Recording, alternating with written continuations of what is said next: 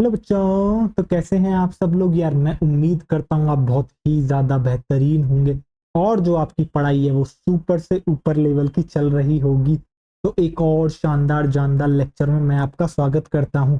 जैसा कि आपको पता है, हम आपको पढ़ा रहे हैं ह्यूमन फिजियोलॉजी का लोकोमोशन एंड मूवमेंट चैप्टर, जिसका है आज लेक्चर 4। और आज लेक्चर 4 में हम डिस्कस करेंगे आखिर ये जो मसल है वो कॉन्ट्रैक्ट करती कैसे है, यानी कि मैकेनिज्म जानेंगे हम।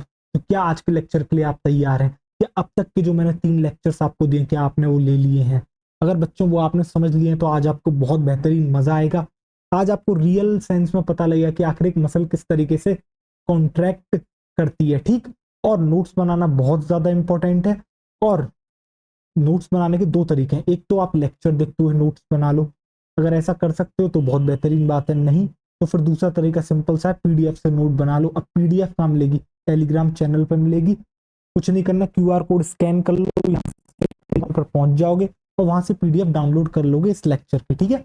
और इसके अलावा अगर आप क्यूआर कोड आपसे स्कैन नहीं हो रहा है तो आप दूसरा तरीका ये कर सकते हैं कि हमारे यूट्यूब चैनल के डिस्क्रिप्शन बॉक्स में जाएं, वहां पर टेलीग्राम की लिंक आपको मिल जाएगी। अब जरा मेरी बात आप सुनना ध्यान से और गौर से। चलो मैं एक बार स्लाइड निकालता हूं। सॉरी, थोड़ी सी तबीयत ठीक ऐसी चल रही है आजकल। तो मैं ये कह रहा हूँ, सुनो। सपोज करो तुम मेरी क्लास में बैठे हो और तुम्हारा नाम है मोहित, ठीक है। अब मैंने कहा हे मोहित जरा तुम उठो। अब तुमने कहा सर ने कहा है तो ये बात माननी चाहिए और उठना चाहिए, तो तुम उठे। अब ये जो तुमने मेरी बात मान के उठे, ये कैसे हुआ? तुमने सोचा मुझे उठना है तो आप उठे। दैट मीन्स आप मसल्स को कॉन्ट्रैक्ट आप क्या कर रहे हो, कंट्रोल कर रहे हो, यानी कि वॉलेंट्री। इसलिए स्केलेटल मसल्स को वॉलेंट्री भी कहते हैं। अब ये सिग्नलिंग पहुंचती कैसे है, पहले ये समझो जरा। तो बेटा आपका सेंट्रल नर्वस सिस्टम होता है, तो सेंट्रल नर्वस सिस्टम से बेटा आपको पता है न्यूरॉन्स निकलते हैं, ठीक है। अब ये जो न्यूरॉन होता है जो आपके मसल तक आपके क्या क्या करता है, जो सिग्नल लेके आता है, किसका सिग्नल लेके आया है? कॉन्ट्रेक्शन का सिग्नल लेके आया है। जो न्यूरॉन लेके आता है उसको आप कहते हो बच्चों motor neuron. That mean CNS से मोटर न्यूरॉन निकलेगा और वो सिग्नल लेके कहाँ पहुंचेगा? आपके मसल फाइबर के पास। क्या आपको इतना समझ में आ गया? और जब आपका जो है क्या कहते हैं, जब आपका एक मोटर न्यूरॉन आप एक मोटर न्यूरॉन जब आपका कम्युनिकेट करता है ग्रुप ऑफ मसल फाइबर के साथ, पता है उसे क्या कहते हैं? उसे आप कहते हो मोटर यूनिट, ठीक। तो जितना बताया थोड़ा उसके बारे में लिखूं पहले, ठीक है। देखो हम पूरा मैकेनिज्म समझेंगे, आखिर किस तरीके से ब्रेन से लेके कहानी मसल कॉन्ट्रेक्शन तक होती है, ठीक है। किस तरीके से वो स्लाइडिंग होती है, ठीक है। सारी चीजें आज हम जानेंगे। तो आप हेडिंग डालोगे यहाँ पे क्या? देखो आपकी हेडिंग होगी बच्चों मैकेनिज्म ऑफ मसल कॉन्ट्रैक्शन। आपकी हेडिंग बहुत ही ज्यादा सिंपल है और वो है मैकेनिज्म ऑफ मसल कॉन्ट्रैक्शन। तो देखें जरा, मैकेनिज्म ऑफ मसल कॉन्ट्रैक्शन। मैंने बहुत बच्चे देखे हैं जो न्यूरोमस्कुलर जंक्शन और मोटर आपके मोटर यूनिट में जो है बच्चों क्या करते हैं, गड़बड़ कर देते हैं, ठीक है। बट यहाँ ऐसा नहीं होगा, मैं आपको क्लियर करके चलूंगा कि भैया कहाँ कहाँ आपको डाउट हो सकते हैं, ठीक है। देखो जरा ध्यान से, मैंने क्या कहा था आपसे। देखो सबसे पहले आपके मन में ख्याल आया कि आपको उठना है। दैट मीन्स यानी कि सीएनएस बेटा, सेंट्रल नर्वस सिस्टम, यही तो कंट्रोल कर रहा है। तो ये सेंट्रल नर्वस सिस्टम क्या करता है, देखो जरा ध्यान से, ये सेंट्रल नर्वस सिस्टम क्या करता है, ये अपने न्यूरॉन के थ्रू जो है बेटा आपने क्या भेजता है, अपने सिग्नल भेजता है, किसको भेजता है? मसल फाइबर को। तो देखो एक न्यूरॉन बना लें, आओ देखो न्यूरॉन बना लेते हैं, चलो। क्या एक न्यूरॉन इस तरीके से दिखता है? आप कहोगे हाँ सर। देखो ये ये हो गया। और क्या इस तरीके से इसमें से निकला हुआ है? देखो यार एक मिनट, ये अच्छे से नहीं बना इतना, थोड़ा सा इसे सही कर लेते हैं। ये एक मिनट, क्या न्यूरॉन का बेटा कुछ स्ट्रक्चर ऐसा ही होता है? आप सब बच्चों ने बेहतरीन तरीके से पढ़ रखा होगा, ठीक है। अब देखो ये जो एक्सॉन के टर्मिनल होते हैं, क्या बेटा वो कुछ इस तरीके से ही दिखते हैं? देखो, और ये देखो बेटा, आपको पता है काफी सारे होते हैं, ये ऐसा तो है नहीं एक दो होते हैं। एक मिनट, ये देखो क्या कहते हैं बेटा इनको, क्या साइनेप्टिक नोब कहते हैं? बिल्कुल इसको कहते हैं आपके साइनेप्टिक नोब, ठीक है। देखो जरा ध्यान से, इसका जो है बच्चे न्यूक्लियस भी हम बना देते हैं, राइट। अब देखो ये जो आपके एक्सॉन टर्मिनल्स हैं, यानी कि ये जो साइनेप्टिक नोब आपको दिख रहा है, किसके कांटेक्ट में होंगे? इसके पास प्रेजेंट होगी बेटा आपकी। देखो इस तरीके से कौन प्रेजेंट होगा? आपके muscle fibres, group of muscle fibres. देखो दिख रहा है ये देखो ये क्या है, ये है आपका मसल फाइबर, ये है आपका मसल फाइबर। तो मैंने आपसे क्या कहा था, मैंने आपसे ये कहा था भैया इसके थ्रू बेटा ये जो सिग्नलिंग है यहाँ तक पहुंच रही है, और ये आपका क्या है, ये आपका क्या है, देखो कलर दूसरा ले लेते हैं आओ, ये कहलाता है बच्चों आपका मोटर न्यूरॉन, ये है आपका मोटर न्यूरॉन। तो मोटर न्यूरॉन आपका सिग्नल कहाँ तक लेके जा रहा है, आपके मसल फाइबर्स तक। ये क्या है, ये है आपके मसल फाइबर्स। तो कुछ इस तरीके से जो है आपको सिग्नलिंग का कुछ समझ में आया, रूट किस तरीके से चलता है। देखो आपने सोचा मुझे उठना है, तो सीएनएस क्या करता है, अपने मोटर न्यूरॉन के थ्रू सिग्नल भेज देता है मसल फाइबर के पास कि भैया अपन उठना चाहते हैं, और उठना है तो मसल को कॉन्ट्रैक्ट करना पड़ेगा। समझ में आ रहा है। अब ये जो आपको बच्चों, ये जो आपको एक जंक्शन सा दिख रहा है, इसको आप कहते हो मोटर यूनिट। देखो ये जो आपको दिख रहा है यहाँ पर, जरा गौर करके देखिएगा, आइए देखिए ये यहाँ से लेके यहाँ तक, इसमें आपको क्या दिख रहा है, इसमें आपको दिख रहा है कि भैया एक तो मोटर न्यूरॉन आ रहा है और कई सारा ग्रुप ऑफ मसल फाइबर दिख रहा है। यानी कि जब एक मोटर न्यूरॉन किसके साथ मिलता है, आपके ग्रुप ऑफ मसल फाइबर के साथ मिलके वो पता है क्या बनाता है, एक मोटर यूनिट को फॉर्म करने का काम करता है। तो ये क्या कहलाती है, मोटर यूनिट। तो मैं यहाँ पे लिख दूं बच्चों मोटर यूनिट। तो ये है आपकी मोटर यूनिट, जिसके बारे में मैं यहाँ पे आपको डिफाइन भी कर देता हूँ क्या होती है मोटर यूनिट। तो आप लिखोगे मोटर यूनिट के बारे में, a motor neuron along with, a motor neuron along with, किसके साथ बेटा, a motor neuron along with, along, a motor neuron along with group of muscle fibres, along with group of muscle fiber, along with group of muscle fiber constitute motor unit, और यही मिलके बनाता है बच्चों आपका क्या, मोटर यूनिट को। तो आपको समझ में आ गया मोटर यूनिट क्या है। अभी देखो आपको लग रहा होगा सर ये इतना जोर क्यों दे रहे हैं इस बात पर, क्योंकि बच्चों अभी आपको न्यूरो मस्कुलर जंक्शन के बारे में पढ़ना है। देखो नोट कर लो जिसको भी नोट करना है। तो आपने क्या देखा, सीएनएस से जो है आपका सिग्नल कहाँ पहुंचाना है उसको, मसल फाइबर पर। कौन पहुंचाने में मदद करता है, मोटर न्यूरॉन। और ये जो जंक्शन बन रहा है इसके, जो मोटर न्यूरॉन के आप ये देख रहे हो क्या बच्चों, ये जो आप एक्सॉन टर्मिनल देख रहे हो इस मोटर न्यूरॉन का, यानी कि आपका साइनेप्टिक नोब जिसे कहते हो, ये कई सारे मसल फाइबर के ग्रुप के साथ मिलकर क्या बनाता है, एक मोटर यूनिट बनाता है। अगर मैं आपसे कहूं कि भैया आप ये मोटर न्यूरॉन अगर बेटा किसी एक मसल फाइबर के साथ अगर आपका एक ये जंक्शन बनाता है, तो पता है उसे क्या कहते हैं, उसको कहते हैं न्यूरोमस्कुलर जंक्शन या फिर motor end plate. But motor unit का मतलब क्या है, मोटर यूनिट में आपको एक चीज समझना होगा कि यहाँ कई सारे मसल फाइबर्स हैं। आपको समझ में आ गया। चलो अब नेक्स्ट पेज पर उसी की बात करते हैं, आओ देखो। अब जरा ध्यान से आप देखिएगा, आइए। अब देखो अब मैं क्या करता हूं, अब आपको समझाने के लिए मैं जो है, अभी तो आपने देखा, आपको पता है कि कई सारे साइनेप्टिक नोब प्रेजेंट होते हैं, बट मैं एक ही साइनेप्टिक नोब बना लेता हूं। देखो आओ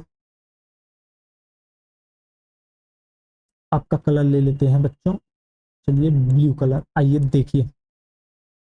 तो जरा देखो क्या इस तरीके से ही आ रहा था साइनेप्टिक नोब, हाँ आप कहोगे ये कुछ इस तरीके से ही आ रहा था। एक्सॉन के टर्मिनल को ही तो साइनेप्टिक नोब कहते हैं, ठीक है। और यहां मैंने क्या बनाया था, यहां मैंने बनाई थी बच्चों आपकी एक मसल फाइबर। अब देखो मैंने यहाँ एक ही मसल फाइबर ली है, ठीक है। जरा देखो अब थोड़ी सी हम जो है बेटा नेमिंग की यहाँ पे बात कर लेते हैं। तो ये क्या है बच्चों, ये आ रहा है आपका मोटर न्यूरॉन। ये कौन है आपका, ये है आपका बच्चों मोटर न्यूरॉन। और मोटर न्यूरॉन का ये वाला आपका क्या कहलाता है, साइनेप्टिक नोब। बेटा क्या है ये है आपका साइनेप्टिक नोब, राइट। जो एंड आपको, जो आपको बल्ब दिख रहा है ना इसका, देखो। और ये है आपका क्या बेटा, मसल फाइबर, ये है आपका मसल फाइबर। अब एक जरा बात बताना, अब जरा मैं आपसे कुछ पूछना चाहता हूँ, ठीक है। क्या बेटा इसकी जो प्लाज्मा मेम्ब्रेन है उसको क्या कहते हैं, मसल फाइबर की, क्या मैं उसको जो है आपके क्या कहता हूँ, सार्कोलेमा कहता हूँ, बिल्कुल। देखो ये हो गई आपकी बच्चों सार्कोलेमा। अब जरा ध्यान से देखो, जो बच्चों आपका सिग्नल आएगा, देखो वो कितनी जगह से पास करेगा। एक तो देखो सिग्नल आएगा तो उसको इससे पास करना है, फिर इसको ये गैप भी पास करना है, और देन इसको फाइनली आपकी जो है सार्कोलेमा तक पहुंचना है। तो देखो तीन तीन जो है यहाँ पर क्या आ गई इसकी, एक तरीके से मेम्ब्रेन आपकी जो है देखने को मिल रही है, जिसको क्रॉस करके उसको सिग्नलिंग पहुंचानी है, ठीक है। तो अब जरा देखो, इसी को डिफरेंट डिफरेंट नाम दिए गए हैं। तो देखो ये जो आपको दिख रही है ना बच्चों, इसको कहते हो आप प्री साइनेप्टिक नोव। क्या कहते हो इसको? आप कहते हो बच्चों pre synaptic knob, pre synaptic, sorry membrane, pre synaptic membrane. फिर आपको एक गैप दिख रहा होगा, जो ये आपको गैप दिख रहा है बच्चों, इसको आप पता है क्या कहते हो? इसको कहते हो साइनेप्टिक क्लेफ्ट। क्लेफ्ट का मतलब ही होता है आपका गैप, ठीक है। इसे आप कहते हो साइनेप्टिक क्लेफ्ट। क्लेफ्ट मींस आपका गैप। ये हो गया आपका बच्चों साइनेप्टिक क्लेफ्ट। और ये जो आपको दिख रहा है, इसको आप कहते हो पोस्ट साइनेप्टिक मेम्ब्रेन। क्या कहते हो इसको? आप कहते हो post synaptic membrane. Post synaptic membrane, इसको आप कहते हो बच्चों पोस्ट साइनेप्टिक मेम्ब्रेन। और ये तीनों के तीनों मिलके पता है आपका क्या फॉर्म कर रहे हैं बेटा? इसी को कहते हैं आपके न्यूरोमस्कुलर जंक्शन। आपको समझ में आया न्यूरोमस्कुलर जंक्शन क्या है? आप न्यूरोमस्कुलर जंक्शन को इस तरीके से डिफाइन कर सकते हो, it is a junction between a motor neuron and the sarcolemma of muscle fibre. आपको समझ में आया मैं न्यूरोमस्कुलर जंक्शन को कैसे डिफाइन कर रहा हूँ? Neuromuscular junction is a junction of, is a junction between, sorry, it is a junction between a motor neuron and the sarcolemma of muscle fiber। यानी कि हम यहाँ पर एक ही मसल फाइबर की बात कर रहे हैं, बट अगर ग्रुप ऑफ मसल फाइबर आ जाए बेटा, तो आपको समझ जाना है वहां एक्चुअली बात हो रही है मोटर यूनिट के बारे में, ठीक है। तो आपको ये समझ में आ गया pre synaptic knob, synaptic cleft और post synaptic membrane, sorry pre synaptic membrane. पता नहीं बार बार नोब क्यों निकल रहा है। अभी देखो धीरे धीरे लेवल बढ़ेगा, मजा आएगा आपको। एक मिनट, इसे सही कर लेते हैं आओ। तो बेटा मैंने इसको मिला के क्या कहा था? मैंने इसको कहा था न्यूरोमस्कुलर जंक्शन। न्यूरोमस्कुलर जंक्शन इसी को कहते हैं बेटा। देखो जंक्शन का मतलब आप समझते हो ना, दो चीजों को कनेक्ट कर रहा है, ठीक है, बीच में प्रेजेंट है। बेसिकली ये क्या कर रहा है? न्यूरॉन और आपके मसल फाइबर को कनेक्ट करने का काम कर रहा है, इसलिए हम इसको कह रहे हैं न्यूरोमस्कुलर जंक्शन। Neuromuscular junction. और इसी को ही कहते हैं हम आपके क्या, motor end plate. Motor end plate. अब तो किसी को कोई समस्या नहीं है भैया मोटर एंड प्लेट क्या है और मोटर यूनिट क्या है। मैंने यार काफी बार देखा बच्चों को बहुत समस्या होती है, उल्टा कर देते हैं, बट मुझे नहीं लगता अब किसी को कोई भी यहाँ पर समस्या होगी। रही बात इसकी डेफिनेशन की, तो वो हम लिख देंगे बच्चों आपके नेक्स्ट पेज पर, आइए देखिए। तो आप यहाँ पे क्या लिखोगे? हम यहाँ पे लिखते हैं बेटा किसके बारे में? आपके न्यूरोमस्कुलर जंक्शन के बारे में। न्यूरोमस्कुलर जंक्शन के बारे में अभी लिख देते हैं, आइए। तो मैंने आपको क्या बताया न्यूरोमस्कुलर जंक्शन के बारे में? देखिए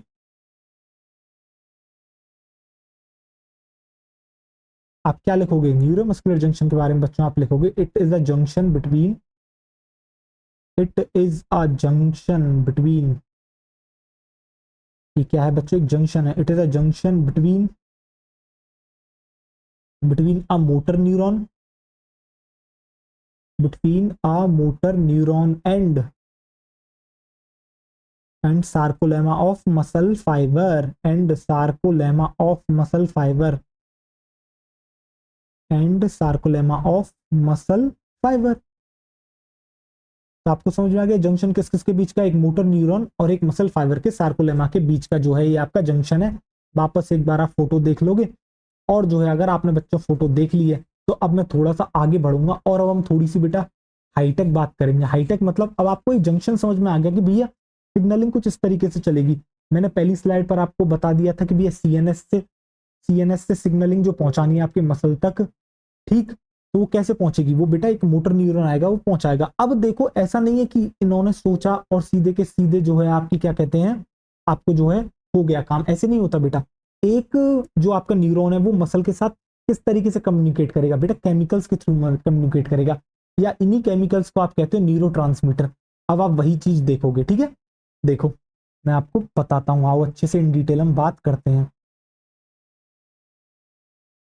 तो अब देखो थोड़ा सा और इन डिटेल में फिगर बनाता हूं, इसी का ही फिगर बनेगा अभी, देखो आपको मजा आएगा एकदम बेहतरीन तरीके से। जरा देखना ध्यान से, आइए। तो अपन ले लेते हैं इसी ब्लू कलर को और देखो, कुछ इस तरीके से अब हम बना लेते हैं। आओ देखो, अब देखो मैं कितना बड़ा जो है आपका क्या बना रहा हूँ, देखो साइनेप्टिक नोव। ठीक है, ये देखो अब साइनेप्टिक नोव आपको दिख रहा है। अब दूसरी तरफ मैं क्या करता हूँ आपका जो है बच्चों सार्कोलेमा यानी कि मसल फाइबर जो है बनाता हूँ। तो देखो मुझे जितनी मसल फाइबर की जरूरत है मैं उतना ही बनाऊंगा। जरा देखिए अपन बनाते हैं इसको पिंक कलर से। तो जरा देखना, ये देखो क्या बेटा, इस तरीके से मैंने कुछ डिप्रेशन से आपको दिखाए थे, कुछ फोल्ड्स मैंने आपको दिखाए थे। बिल्कुल मैंने आपको कुछ फोल्ड्स बनवाए थे। याद करो जब मैंने मसल फाइबर बनाया था तो कुछ फोल्ड्स मैंने बनाए थे। पता है ये जो फोल्ड आपको दिख रहे हैं सार्कोलेमा के, इनको पता क्या कहते हैं, टीटीब्यूल्स। ठीक है, ये भी किस तरीके से हेल्प करते हैं ये भी आज आपको पता लगेगा। तो देखो अब मैं आपको एक बात, देखो ये क्या है बच्चों आपका, ये क्या है, ये है मोटर न्यूरॉन। अब देखो क्या सिग्नलिंग कुछ इस तरीके से आ रही होगी। देखो सिग्नल जो है इसकी अलोंग द लेंथ चलेगा, यानी कि सपोज करो ये मेरा क्या है बेटा न्यूरॉन। तो देख न्यूरॉन में इस तरीके से जो है तेरे डेंड्राइट से लेके जो तेरे एक्सॉन टर्मिनल है इस तरीके से जो है तेरा क्या करेगा, सिग्नल चलेगा। अब देख सिग्नल जो है सपोज कर तेरे वहां डेंड्राइट से शुरू हुआ था और डेंड्राइट से करते हुए आपके कहां तक पहुंच गया, एक्सॉन टर्मिनल यानी कि साइनेप्टिक नोव तक ये पहुंच गया। अब होता क्या है साइनेप्टिक नोव के अंदर बेटा कुछ वेसल्स प्रेजेंट होती हैं, जिन वेसल्स को कहा जाता है साइनेप्टिक वेसिकल्स। और ये जो वेसिकल्स होती हैं तेरी बेटा इनके अंदर कुछ जो है फील्ड होता है, और जो फील्ड होता है केमिकल उसका नाम है आपका एसिटाइलकोलिन, जो कि है आपका न्यूरोट्रांसमीटर। यानी कि जब भी किसी एक सेल को दूसरी सेल से बात करनी है तो वो जो है आपकी नॉर्मल बात नहीं करती, वो केमिकल्स के थ्रू कम्युनिकेट करती है। देखो किस तरीके से। चलो यार वापस से कंटिन्यू करते हैं। अरे यार एक मिनट, हेलो हेलो, अब आवाज आ रही है? चलो देखो, अरे अभी यार एक कॉल आ गया था एक जरूरी, तो इस चक्कर में वीडियो जो है रोकनी पड़ी थी। आओ देखो, तो मैं आपको ये बता रहा था जो आप ये साइनेप्टिक वेसिकल देखते हो ना बच्चों, इसके अंदर आपको, माफ करना, ये जो आप साइनेप्टिक आपको जो नोब दिख रही है जो कि एक्सॉन टर्मिनल है, इसके अंदर आपकी कुछ वेसिकल्स प्रेजेंट होती हैं। तो आओ देखो वेसिकल्स बना लेते हैं। तो आपकी बना लेते हैं वेसिकल्स। तो देखो ये सपोज करो आपकी ये रही एक वेसिकल, ये रही, इस तरीके से वेसिकल्स प्रेजेंट होती हैं। और इस वेसिकल्स के अंदर आपका फील्ड होता है कौन, एसिटाइल कोलिन, जो कि है आपका एक न्यूरोट्रांसमीटर। क्या है, एक न्यूरोट्रांसमीटर। बेसिकली एक न्यूरॉन को बेटा जो है आपकी क्या करना है, देखो नर्व भी एक सेल है और आपकी जो है क्या कहते हैं जो मसल फाइबर है वो भी सेल है। एक जब दो सेल आपस में कम्युनिकेट करना चाहती हैं तो बेटा ये आपके किसी केमिकल के थ्रू कम्युनिकेट करती हैं। ठीक है, तो देखो अब होता क्या है जरा यहाँ पर देखना, जैसे ही ये सिग्नल देखो यहाँ पर आया, यहाँ पर आया, इस तरीके से पहुंचता है यहाँ तक साइनेप्टिक आपकी क्या कहते हैं प्री साइनेप्टिक मेम्ब्रेन तक। तो देखो होता क्या है, यहाँ पर क्या होता है बच्चों, यहाँ पर आपके प्रेजेंट होते हैं इस तरीके से कैल्शियम चैनल्स। देखो क्या प्रेजेंट है आपके, यहाँ पर आपके प्रेजेंट है कैल्शियम चैनल्स। देखो जरा ध्यान से, इस तरीके से यहाँ पर प्रेजेंट है आपके कैल्शियम चैनल। अब होगा क्या जरा गौर करके आप देखिएगा, जैसे ही बेटा ये यहाँ तक पहुंचता है आपका क्या सिग्नल्स, तो होता क्या है यहाँ पर ये कैल्शियम चैनल्स क्या हो जाते हैं, ये हो जाते हैं आपके ओपन। तो ये क्या है, ये हैं आपके कैल्शियम चैनल्स, ये हैं बच्चों आपके कैल्शियम चैनल। और जैसे ही ये कैल्शियम चैनल बेटा ओपन होगा क्या होगा, बाहर का जो कैल्शियम है वो अंदर की तरफ क्या हो जाएगा, उसका इन्फ्लक्स हो जाएगा, अंदर की तरफ आना शुरू कर देगा। और जैसे ही ये कैल्शियम अंदर आता है तो बच्चों ये क्या करता है, ये इन वेसाइकल्स को ऑर्डर देता है कि भाई वेसाइकल तू जा और फ्यूज कर जा, तू जा और क्या कर, फ्यूज कर जा। किससे फ्यूज करना है इसको, ये सिंपली कह रहा है तू जा और फ्यूज कर जा, किससे, तू फ्यूज कर जा जाके अपनी, एक मिनट देना, आपकी साइनेप्टिक मेम्ब्रेन से, आपकी प्री साइनेप्टिक मेम्ब्रेन से जाके क्या कहता है, ये आप फ्यूज कर जाओ। देखो जरा ध्यान से, एक मिनट कलर दूसरा हो गया यार, कलर सही लेके आते हैं, रुकिए जरा। तो ये क्या करता है, सपोज करो इस वेसाइकल से इसने कहा जाओ और तुम कर जाओ फ्यूज। अरे कलर कहाँ गया, एक मिनट। तो देखो इसको ऑर्डर मिला और इसने क्या करा, इसने कर दिया बेटा इस तरीके से, ये कर गई आपकी फ्यूज। ठीक है, अब जरा ध्यान से आप देखिएगा होगा क्या यहाँ पर कारनामा। तो अंदर ये क्या भरा हुआ है, इसके यहाँ पर भरा हुआ है एसिटाइलकोलिन जो कि आपका न्यूरोट्रांसमीटर। और जैसे ही ये इससे बाइंड करती है तो पता क्या होता है, ये जो है बेटा यहाँ से रिलीज करना शुरू कर देती है अपना क्या, अपना जो न्यूरोट्रांसमीटर है। तो जरा देखो ये क्या करेगी, ये अपना न्यूरोट्रांसमीटर रिलीज करना शुरू कर देगी। तो देखो इस तरीके से, और इस प्रोसेस को कहा जाता है आपका एक्सोसाइटोसिस। देख रहे हो, एक्सो मतलब आउट, साइटोसिस मतलब सेल, यानी कि सेल के बाहर जो है बेटा इसने क्या कर दिया, अपना ये न्यूरोट्रांसमीटर रिलीज करना शुरू कर दिया। अब देखो ये होगा क्या, अब जो न्यूरोट्रांसमीटर बच्चों यहाँ आपको दिख रहा है जो आपकी साइनेप्टिक क्लेफ्ट में आ चुका है, अब ये क्या करेगा, ये न्यूरोमस्कुलर जंक्शन के पास पहुंचेगा। अब यार कोई केमिकल किसी को ऐसे तो पहचान नहीं लेगा, तो होता क्या है, यहाँ पर इसके रिसेप्टर्स प्रेजेंट होते हैं। तो देखो जरा ध्यान से, तो होता क्या है बच्चों, ये जो आप देख रहे हो मसल फाइबर की सार्कोलेमा जो होती है आपकी, इसके ऊपर आपके प्रेजेंट होते हैं कौन, आपके प्रेजेंट होते हैं इस तरीके से आपके इसके इसके रिसेप्टर्स। तो देखो ये इस तरीके से इस पर बाइंड कर गया, देखो ये इस तरीके से इस पर क्या कर गया, बाइंड कर गया। जब ये इस पर बाइंड करता है तो देखो कमाल की एक चीज होगी, पता है क्या होगा, जरा देखना। मुझे एक बात बताओ, अगर मैं आपसे पूछता हूं, मैंने आपको एक बात बताई थी कि मसल फाइबर जो है आपकी एक एक्साइटिव, आपकी क्या है, इसकी एक प्रॉपर्टी होती है मसल की जो होती है एक्साइटेबिलिटी, यानी कि एक्सटर्नल स्टिमुलाई में कोई भी चेंज होगा तो ये उसके प्रति रेस्पॉन्ड करेगी। पर रेस्पॉन्ड करने का मतलब क्या होता है, क्या बच्चों मैंने आपको बता रखा है कि एक्शन पोटेंशियल जनरेट करना ही कहलाता है आपका रेस्पॉन्स। तो अब ये एक्शन पोटेंशियल जनरेट करेगी। एक्शन पोटेंशियल क्या होता है, किसी भी सेल का बच्चों आप समझो एक नॉर्मल स्टेट से एक्साइटेड स्टेज पर जाना और एक्साइटेड से वापस नॉर्मल पे आना, यही कहलाता है आपका क्या, यही कहलाता है आपका एक्शन पोटेंशियल। यानी कि अब ये मेम्ब्रेन आपकी पोलराइज्ड होगी, और पोलराइज मेम्ब्रेन का मतलब क्या है, पोलराइज मेम्ब्रेन का मतलब है बेटा बाहर प्लस पॉजिटिव चार्ज अंदर नेगेटिव चार्ज, बाहर तेरा पॉजिटिव चार्ज अंदर नेगेटिव चार्ज। देख बाहर तेरा कौन सा प्रेजेंट है चार्ज, बेटा पॉजिटिव चार्ज, और अंदर कौन सा प्रेजेंट है तेरा नेगेटिव चार्ज, तेरा कौन सा प्रेजेंट है नेगेटिव चार्ज। अब हुआ क्या, जैसे ही ये इससे बाइंड करता है बेटा चार्ज चेंज हो जाएगा, action potential generate, charge changes, और चार्ज चेंज होने से क्या होगा, बाहर नेगेटिव और अंदर तेरा क्या हो जाएगा पॉजिटिव। और ये जो चार्ज में बेटा चेंज आया इसी को कहते हैं डीपोलराइजेशन। और ये डीपोलराइजेशन आपका पहुंच जाता है किसके पास, आपका पहुंच जाता है बेटा अंदर प्रेजेंट है सार्कोप्लाज्मिक रेटिकुलम। और सार्कोप्लाज्मिक रेटिकुलम है बेटा क्या आपका स्टोर हाउस ऑफ कैल्शियम, सारी चीजें बता रखी हैं प्रीवियस लेक्चर्स में। और जैसे ही इसको जो है बेटा सिग्नलिंग आ गया, ये उस कैल्शियम को आपके छोड़ देगी सार्कोप्लाज्म में, और वहां पर ये जाके बाइंड कर जाएगा बेटा, याद करो ट्रोपोसिन, ट्रोपोनिन की एक सब यूनिट से जिसका नाम था टीपीसी, ट्रोपोनिन सी, यानी कि कैल्शियम बाइंडिंग साइट। और जैसे ही वो उससे बाइंड करेगा पूरा का पूरा जो है कन्फर्मेशनल चेंज आएगा, ट्रोपोनिन के स्ट्रक्चर में चेंज हो जाएगा, और वो ट्रोपोमायोसिन को हटा देगा, कहां से हटा देगा बेटा, ट्रोपोमायोसिन को भी हटा देगा, और अपनी टीपीआई एक सब यूनिट है उसको भी हटा देगा, किससे, एक्टिन पर जो प्रेजेंट है आपकी कौन सी myosin binding site. That means अब मायोसिन बाइंडिंग साइट जो है बेटा एक्टिन पर क्लियरली दिख रही है, और उससे आके जुड़ सकता है कौन, मायोसिन, और मायोसिन जुड़ जाएगा तो बेटा आपका क्या हो जाएगा, मसल कॉन्ट्रैक्शन। क्या आपको समझ में आई पूरी कहानी, हाँ या ना मुझे इतना बताएं, ठीक है। तो देखो जरा ध्यान से, तो बच्चों मैंने आपसे क्या कहा था, जरा देखो, मैंने आपसे कहा था ये क्या है बच्चों आपका, ये है आपकी साइनेप्टिक वेसिकल, ये है बच्चों आपकी कहलाती है साइनेप्टिक वेसिकल। और जो ये आपको साइनेप्टिक वेसिकल दिख रही है इसके अंदर बेटा ये जो आपको केमिकल फील्ड दिख रहा है ये एक्चुअली में क्या है, ये है आपका एसिटाइल कोलिन, जो कि आपका एक न्यूरो, जो कि आपका क्या है, जो कि है आपका बच्चों एक न्यूरो, ये है आपका न्यूरो, देखो न्यूरो। और ये आपको क्या दिख रहा है, देखो ये क्या है, ये क्या सार्कोलेमा है, बिल्कुल ये सार्कोलेमा है, सार्कोलेमा। और इसी सार्कोलेमा पर आपको क्या दिख रहा है, आपको दिख रहे हैं बेटा ये क्या है, ये है बच्चों आपका क्या, ये आपका कहलाता है रिसेप्टर। और मैं आपको एक बात और बता दूं बच्चों, अगर ये जो रिसेप्टर प्रेजेंट है ऐसा नहीं है किसी भी केमिकल को ले लेगा, नहीं बेटा ये एक्चुअली में एसिटाइल कोलिन का ही रिसेप्टर है, यानी कि एसिटाइल कोलिन आएगा इसी से बाइंड करेगा तभी काम होगा, ऐसा नहीं किसी और रिसेप्टर से जुड़ जाएगा काम हो जाएगा, नहीं। हर एक का एक पर्टिकुलर अपना खुद का एक आपका क्या होता है, रिसेप्टर होता है, ठीक है। और ये जो आपको प्रोसेस दिख रही है रिलीजिंग आउट वाली, इसको आप कहते हो एक्सोसाइटोसिस।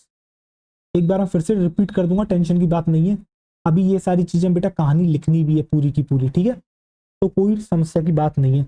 एक्चुअली यार वो जो कॉल आया ना उसने एकदम से वो बिल्कुल जो लय होती है ना वो थोड़ी सी फिनिश कर दी, बट कोई ना। अब आपको बेटा फोल्ड दिख रहे हैं, देखो इन फोल्ड्स को कहा जाता है टीटीब्यूल्स, इनको कहा जाता है बेटा टीटीब्यूल्स। और ये किसके फोल्ड हैं, फोल्ड्स ऑफ सार्कोलेमा, ये हैं एक्चुअली में आपके बेटा फोल्ड्स ऑफ सार्कोलेमा। अभी आप देखोगे इनका रोल क्या है, ठीक है, फोल्ड्स ऑफ सार्कोलेमा,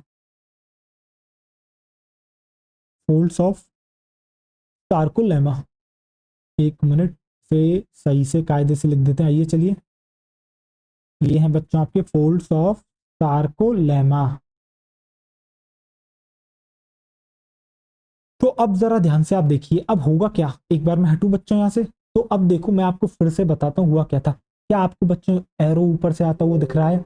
आपको पता है कि जो है आपके डेंड्राइट से जो है सिग्नलिंग शुरू हुई और वो कहाँ तक आ जाती है, आपके पहुंच जाती है बच्चों कहाँ तक, इसके एक्सॉन टर्मिनल तक, यानी कि साइनेप्टिक नोड तक। अब जैसे ही यहाँ तक पहुंचता है तो यहाँ पर प्रेजेंट होते हैं कैल्शियम चैनल।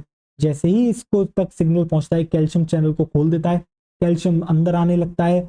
और जब आपका बच्चों कैल्शियम अंदर आ जाएगा तो अंदर ही प्रेजेंट है साइनेप्टिक वेसिकल्स, और इन वेसिकल्स के अंदर भरा हुआ एक न्यूरोट्रांसमीटर जिसका नाम है आपका एसिटाइलकोलिन। ये कैल्शियम जो है इनको बताता है कि भैया जाओ और अब तुम जो है इससे बाइंड कर जाओ, साइनेप आपकी प्री साइनेप्टिक मेम्ब्रेन से जाके बाइंड कर जाओ। जैसे ही ये प्री साइनेप्टिक मेम्ब्रेन से बाइंड करते हैं, होता क्या यहाँ पर हो जाती है बच्चों एक्सोसाइटोसिस, यानी कि जो वेसाइकल थी अब वो खुल जाएगी और वो अपना क्या रिलीज आउट कर देगी साइनेप्टिक क्लेफ्ट में, अपना बेटा यही न्यूरोट्रांसमीटर एसिटाइलकोलिन।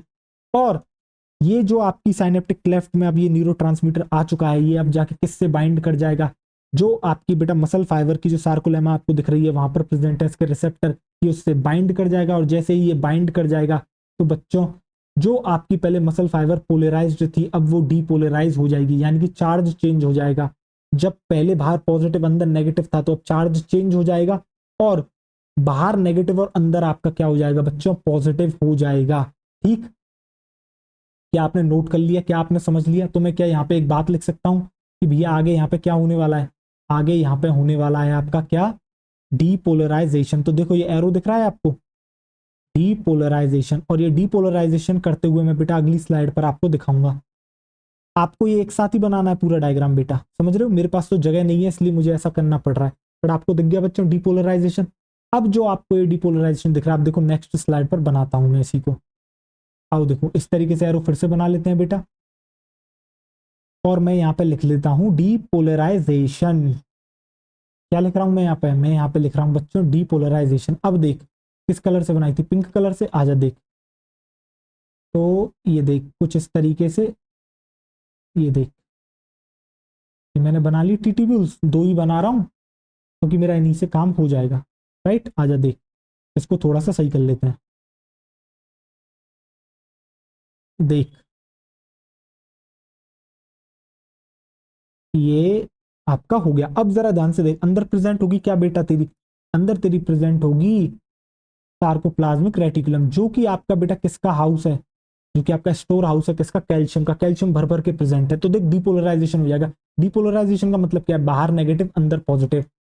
बाहर तेरा चार्ज कैसा हो गया, देख बेटा नेगेटिव, बाहर तेरा चार्ज हो गया नेगेटिव, और अंदर हो गया बेटा तेरा क्या ऐसा पॉजिटिव, अंदर हो गया तेरा पॉजिटिव। अब देख जैसे ही ये जो एक्शन पोटेंशियल जनरेट हुआ, ये क्या होगा, ये बेटा आपका क्या टी ट्यूब्यूल्स तक पहुंचेगा, बिल्कुल पहुंचेगा। देख इस तरीके से होगा क्या, आगे ये जो टी ट्यूब्यूल्स हैं बेटा इसको ट्रांसफर कर देती हैं किसको, आपके सार्कोप्लाज्मिक रेटिकुलम को। देखो एरो देखो ध्यान से, जैसे ही ये सार्कोप्लाज्मिक रेटिकुलम के पास पहुंचेगा ये सिग्नल, तो ये क्या करेगा, ये बेटा तेरा कैल्शियम आयन को रिलीज कर देगा। कैल्शियम आयंस को क्या कर देगा, सार्कोप्लाज्म में रिलीज कर देगा। और ये कैल्शियम आयन आपके बाइंड कर जाएंगे किससे, आप लिखोगे बच्चों बाइंड्स टू टीपीसी।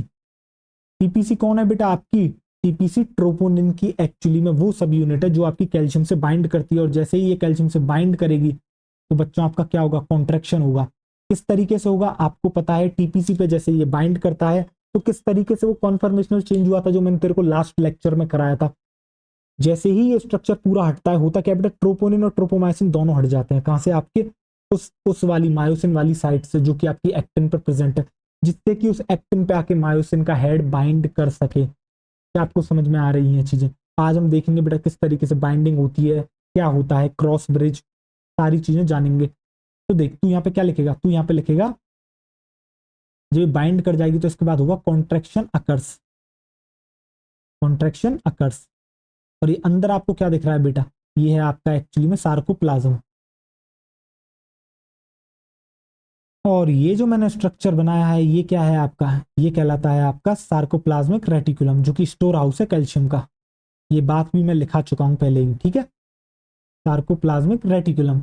इसलिए मैं कहता हूं बच्चों पुराने लेक्चर्स लेना बहुत जरूरी है। अगर कोई सीधे यहाँ पर आ रहा है ना तो बच्चों कोई फायदा नहीं है। ठीक है, क्या आपको ये समझ में आ गया? अगर आपको ये पूरी कहानी समझ में आ गई, मैं फिर से दिखा देता हूँ। देखो यहाँ से देखना शुरू करो, मैं हटता हूँ जरा, पूरी कहानी को अपने आप से इमेजिन करो किस तरीके से ये हो रहा है। क्यों? क्योंकि इसके बाद मैं आपकी सारी की सारी स्टेप्स को जो है बच्चों लिखने वाला हूँ। ठीक है, हो गया? देखो अब नेक्स्ट स्लाइड में आपको दिखाता हूँ कि आपको समझ में आ गई पूरी कहानी। अब देखो, अब मैं एक बार बोल के दिखाऊं तुम्हें सारी चीजें, अब आपको जो क्लियर कट होंगी, सुनना जरा ध्यान से। देखो अब सबसे पहले हुआ क्या था, सबसे पहले बच्चों आपके मन में सवाल, मैंने आपसे कहा था उठो, तो आपने अपने सीएनएस के थ्रू जो है क्या करा, आपको ब्रेन में आया कि भाई उठना है, तो अब आप उस तक सिग्नल पहुंचाओगे। तो सेंट्रल नर्वस सिस्टम क्या करता है, सिग्नल भेजता है, किसके थ्रू भेजता है, मोटर न्यूरॉन के थ्रू। अब ये क्या होता है, ये सिग्नल बेटा आपके कहां तक पहुंचते हैं, सपोज करो आपके लास्ट मोटर न्यूरॉन तक पहुंच गए, जो कि आपका मसल फाइबर से कनेक्टेड है। ठीक है, होता क्या है, अब उसके डेंड्राइट तक पहुंचेंगे, डेंड्राइट से वो सिग्नल कहां तक जाएगा, एक्सॉन टर्मिनल तक, उसके यानी कि साइनेप्टिक नोब तक। उसके बाद होगा क्या, जैसे ही वो उसके आपके कहां तक पहुंचते हैं, एक्सॉन टर्मिनल यानी कि साइनेप्टिक नोब तक, जैसे ही ये सिग्नल वहां तक पहुंचता है, क्या खुल जाते हैं, आपके कैल्शियम चैनल्स जो है खुल जाते हैं, और कैल्शियम आयन का इन्फ्लक्स शुरू हो जाता है। किसके अंदर इन्फ्लक्स हो रहा है, किसके अंदर आ रहे हैं कैल्शियम आयंस, आपके आ रहे हैं बेटा ये साइनेप्टिक नोव के अंदर जो है आपके आ रहे हैं। जैसे ही साइनेप्टिक नोव में ये आते हैं, साइनेप्टिक नोव में पहले से ही प्रेजेंट है क्या, आपके साइनेप्टिक वेसिकल्स, जिनके अंदर आपका बेटा न्यूरोट्रांसमीटर फैला है, जो कि है आपका एसिटाइलकोलिन।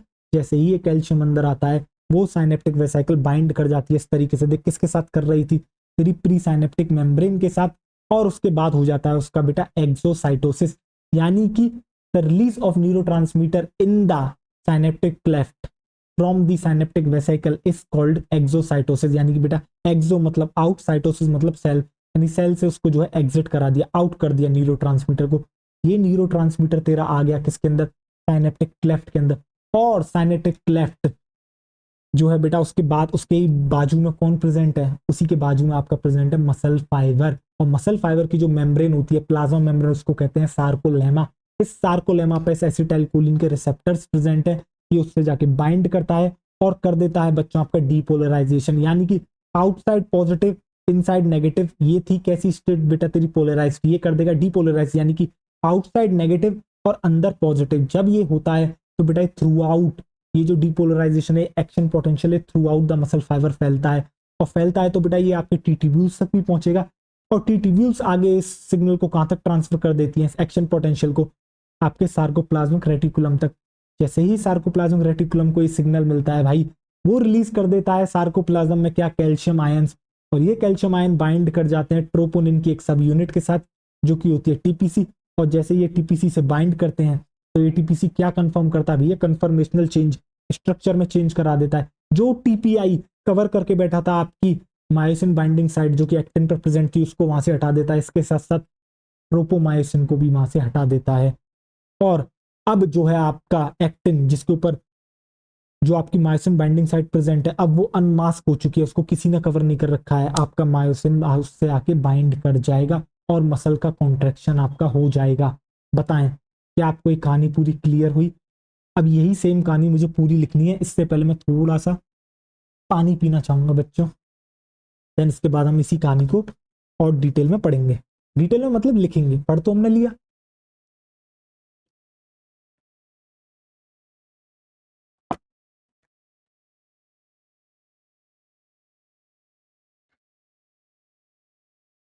देखो अब लिखे कहानी पूरी।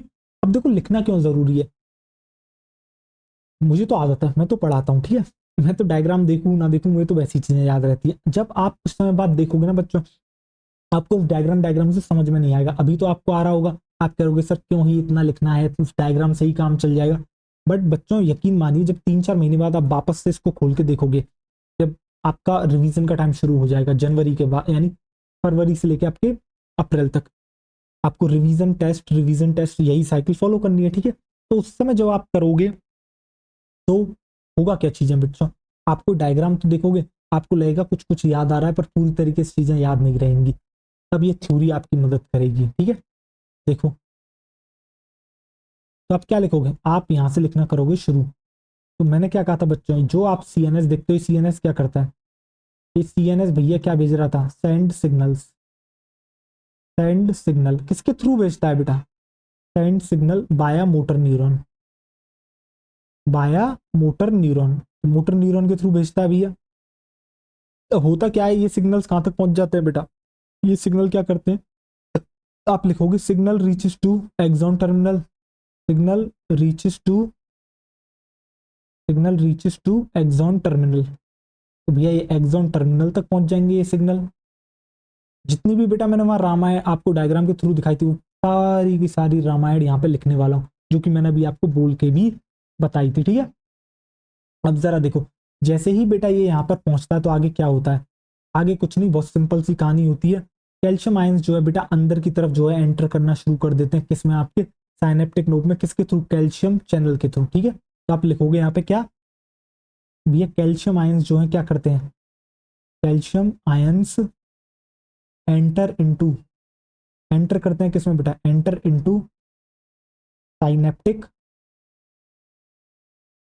एंटर इनटू साइनेप्टिक नोव, किसके थ्रू कर रहे हैं बेटा, through calcium channels, through calcium channels, बेटा कैल्शियम चैनल के थ्रू जो है ये अंदर जाना शुरू कर देते हैं।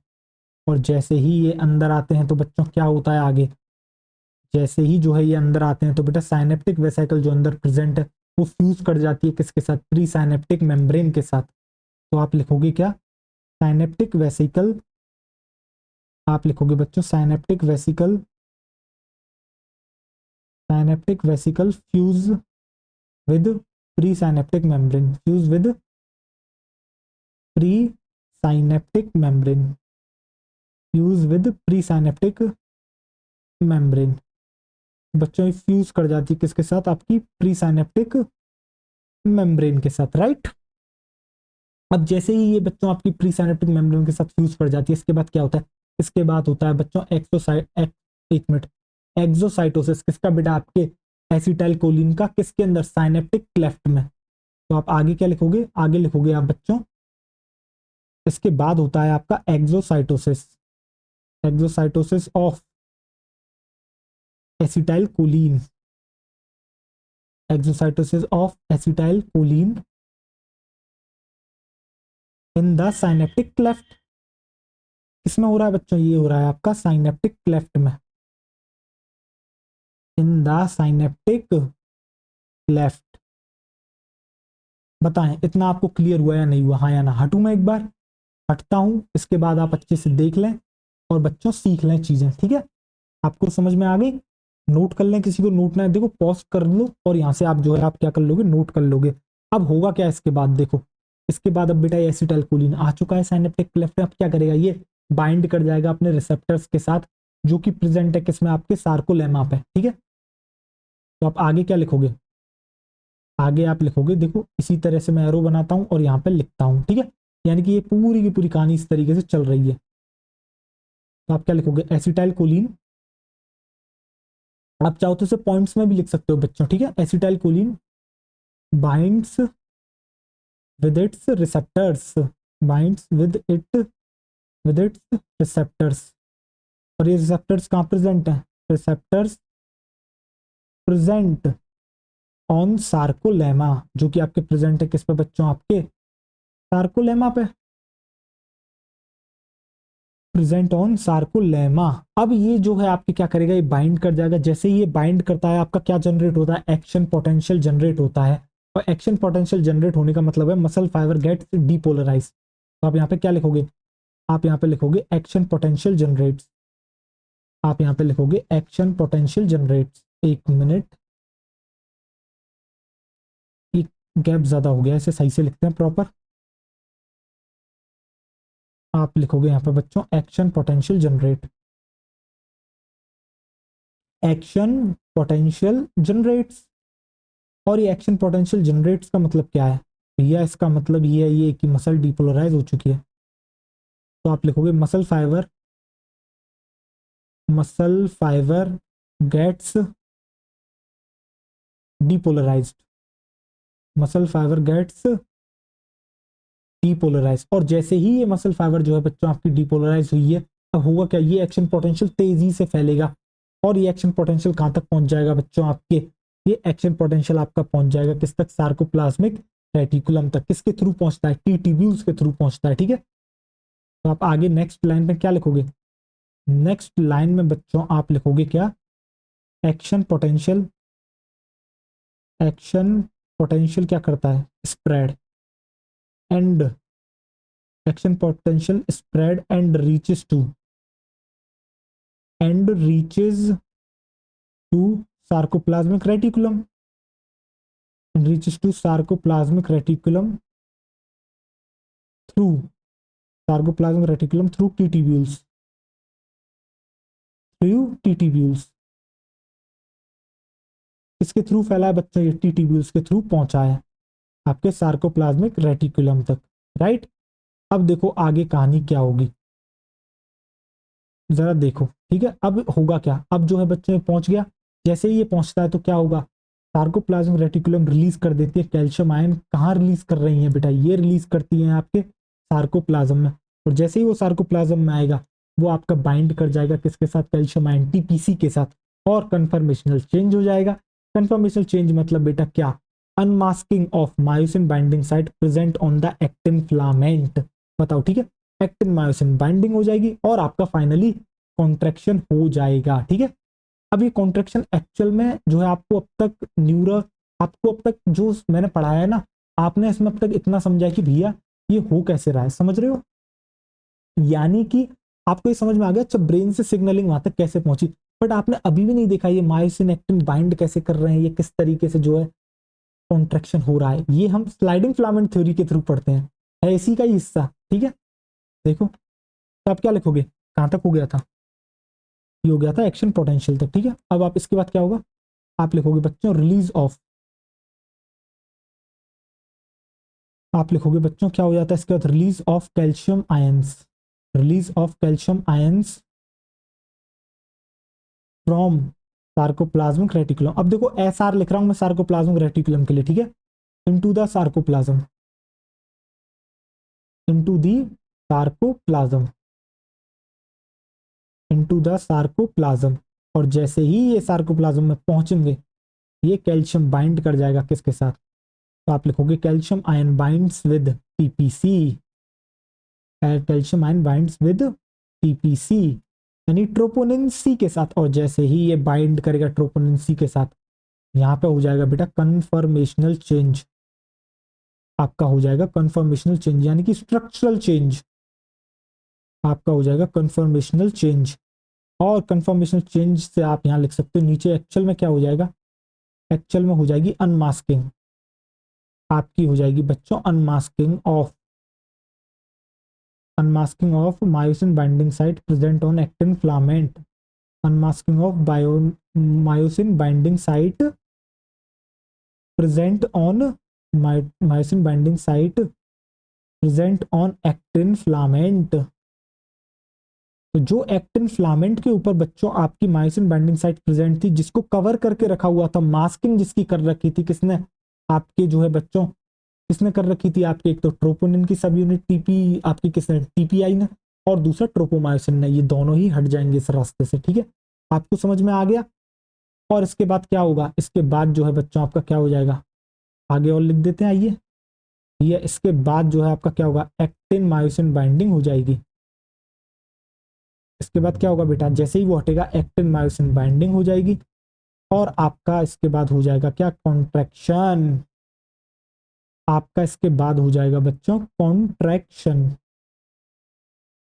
क्या आपको इतना समझ में आ गया, हाँ या ना मुझे इतना बताएं, क्या आपको इतनी चीजें समझ में आ गई। ठीक है, चलो लास्ट स्लाइड पर आते हैं, आपने लिख लिया नहीं लिखा, मैं हटूँ एक बार, चलो मैं हटता हूँ। तो देखो जरा, क्या बच्चों कुछ भी और चीज मुझे इसके अंदर बताने की आवश्यकता है क्या आपको, मुझे नहीं लगता बेटा बताने की आवश्यकता है, पूरा डायग्राम के साथ करा दिया, आपको एक एक लाइन की थ्योरी लिखा दी। क्या आपको यहाँ तक कोई समस्या है, मुझे एक बात बताओ हाँ या ना, मुझे नहीं लगता यहाँ तक आपको कोई भी किसी भी प्रकार की समस्या जो है बच्चों होगी। ठीक है, मैं थोड़ा सा पानी पी लेता हूँ, उसके बाद हम बात करेंगे बेटा स्लाइडिंग फिलामेंट थ्योरी के बारे में। ठीक है,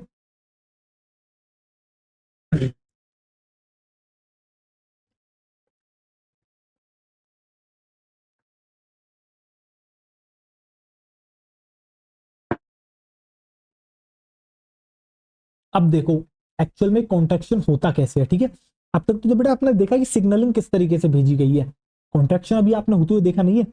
होता क्या है बेटा, एक जो मसल कॉन्ट्रैक्शन की जो बेहतरीन, सबसे बेहतरीन जो थ्योरी एक्सप्लेन करती है वो है आपकी स्लाइडिंग फिलामेंट थ्योरी। अब देखो नाम से ही समझो, स्लाइडिंग फिलामेंट यानी कि कोई फिलामेंट स्लाइड करेगा। स्लाइड का मतलब क्या होता है बेटा, देखो क्या स्लाइड इस तरीके से होता है, जैसे कि आपके किसी के घर में स्लाइडर डोर्स हो सकते हैं, इस तरीके से तो स्लाइड करते हैं। देखो जिस तरीके से आप सपोज करो किसी के यहाँ कोई खिड़की लगी हो तो इस तरीके से तो आप करते हो, देखो इस तरीके से खोलते हो, इस तरीके से बंद करते हो, तो इसी को तो कहते हो स्लाइडिंग। इसी तरीके से आपका एक फिलामेंट किसी दूसरे के ऊपर स्लाइड करेगा, ठीक है। अब होता क्या है, आपका जो होता है बच्चों, आपका जो थिन फिलामेंट होता है वो स्लाइड करता है थिक फिलामेंट के ऊपर। तो देखो थिन फिलामेंट स्लाइड करता है, सपोज करो ये मेरा कैसा है, ये है मेरा थिक फिलामेंट यानी कि मायोसिन, और ये है मेरा थिन फिलामेंट। ये थिन फिलामेंट इस तरीके से स्लाइड करेगा, इस तरीके से स्लाइड करेगा, और पता है इसकी स्लाइडिंग में कौन मदद करेगा, इसका जो हेड, अब पता लग गया ऊपर की तरफ क्यों निकला हुआ था, वो इस तरीके से अटैच हो जाएगा इससे, और इसको अंदर की तरफ खींचेगा, इसको सार्कोमियर की बेटा सेंटर की तरफ खींचेगा। होता किस तरीके से ये आपको अब बेहतरीन तरीके से समझना है, ठीक है। तो अब जो बच्चों आप नेक्स्ट हेडिंग डालोगे वो डालोगे स्लाइडिंग फिलामेंट थ्योरी। बेटा आज की क्लास बहुत इंपॉर्टेंट है, समझ दो, ठीक है। आप हेडिंग डालोगे बच्चों स्लाइडिंग फिलामेंट थ्योरी, और अब आपको विशेष कर जो है बेटा समझने की आवश्यकता है, ठीक है। थोड़ा सा अपना ध्यान यहाँ वापस लेके आए, ठीक है। Sliding filament theory, sliding filament theory देखें जरा ध्यान से, स्लाइडिंग फिलामेंट थ्योरी। अब देखो स्लाइडिंग फिलामेंट थ्योरी क्या कहती है भैया, स्लाइडिंग फिलामेंट थ्योरी कहती है जो मसल फाइबर का कॉन्ट्रैक्शन होता है, पता है वो कैसे होता है, वो होता है स्लाइडिंग से। और किसके स्लाइडिंग से, थिन फिलामेंट की स्लाइडिंग से, किसके ऊपर, आपके ओवर द थिक फिलामेंट, ठीक है। तो लिखूं मैं, तो आप क्या लिखोगे यहाँ पे, यहाँ पे बच्चों आप लिखोगे कॉन्ट्रैक्शन ऑफ, आप लिखोगे contraction of muscle fibre, contraction of muscle fibre, contraction of muscle fibre takes place, takes place by, takes place by sliding of, किस तरीके से होता है बेटा, स्लाइडिंग ऑफ किसकी होती है, sliding of thin filament over the thick filament, sliding of thin filament over the thin filament over the thick filament. बेटा ये लाइन एज इट इज पूछी जा चुकी है, तो आपको पता होना चाहिए कौन स्लाइड करता है, ठीक है। थिन फिलामेंट स्लाइड करता है किसके ऊपर कर रहा है बेटा, थिक फिलामेंट के, यानी थिक फिलामेंट फिक्स है, और थिन फिलामेंट इस तरीके से जो आपका क्या कर रहा है बेटा, स्लाइड कर रहा है। और कौन स्लाइड करवा रहा है, मायोसिन का हेड, मायोसिन का हेड किस तरीके से करवाता है ये भी आज आपको पता लगेगा। तो क्या आप तैयार हैं स्लाइडिंग फिलामेंट थ्योरी के लिए, ठीक है। अब देखो जरा, अब हम लेके आते हैं बच्चों एक नेक्स्ट स्लाइड। अब जरा ध्यान से आप देखिएगा, अब मैं बेटा आपके आगे जो है चार डायग्राम बनाऊंगा, ठीक है। एक साइकिल की तरह होगा, किस तरीके से होता है, किस तरीके से चलता है, आपको क्लियर हो जाएगा, ठीक है। देखो तो देखो अब मैं बना लेता हूं बेटा, एक तो थिक फिलामेंट, एक आपका बना लेते हैं थिन फिलामेंट, ठीक है। जरा देखो, ये अपन ले लेते हैं, कौन सा कलर लिया जाए, आपका ले लिया जाए ब्लू कलर। ये देखिए, ये देखो बेटा, तो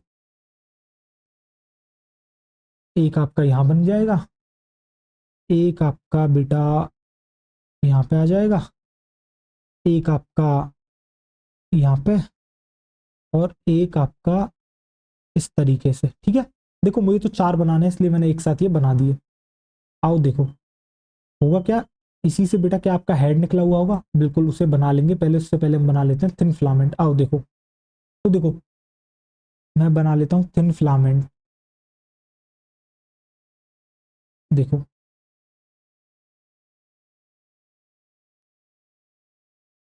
ये आपको मान के चलना, ये है आपका बच्चों क्या थिन फिलामेंट, राइट। जरा देखें ध्यान से, ये है आपका थिन फिलामेंट, ये देखें, और यहाँ पर भी मैं बना लेता हूँ,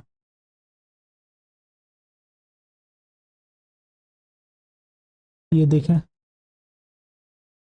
अभी आपको कुछ नहीं बनाना, ठीक है, पूरा फोकस समझने पे होना चाहिए बच्चों, नहीं तो बनाते ही रह जाओगे, समझ में कुछ नहीं आएगा।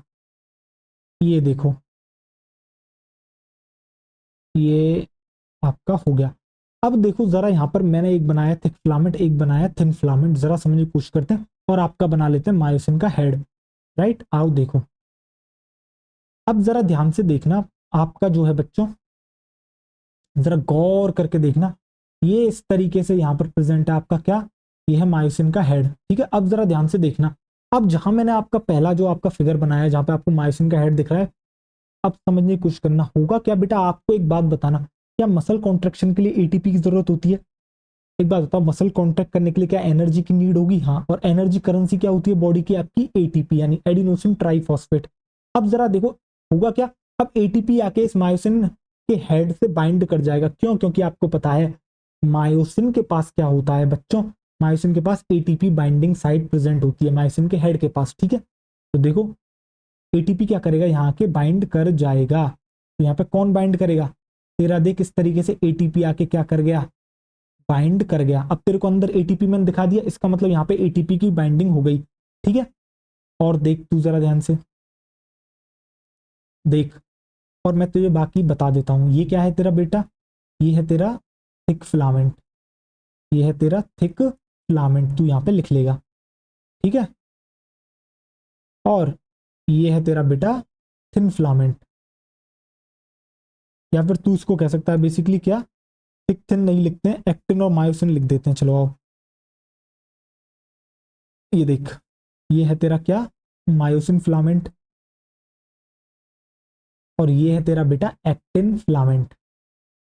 अब मैंने तुझसे क्या कहा, अगर मुझे मसल को कॉन्ट्रैक्ट कराना है तो उसके लिए एनर्जी की नीड होगी, तो सबसे पहले क्या होगा बेटा, तेरा एटीपी जो है वो आके बाइंड कर जाएगा किससे, मायोसिन के हेड से। अब एटीपी की जैसे ही बाइंड कर जाएगा, मायोसिन के हेड की एक और खास बात है भैया, ये एक एंजाइम की तरह और रिएक्ट करता है, कौन से एंजाइम की तरह, एटीपीएस एंजाइम की तरह, यानी कि एटीपीएस की एक्टिविटी दिखाएगा। एटीपीएस क्या करता है ये भी मैंने आपको बता रखा है, एटीपीएस बेटा आपका करता है क्या, एटीपीएस भैया आपका करेंगे बेटा हाइड्रोलिसिस, किसका, एटीपी का।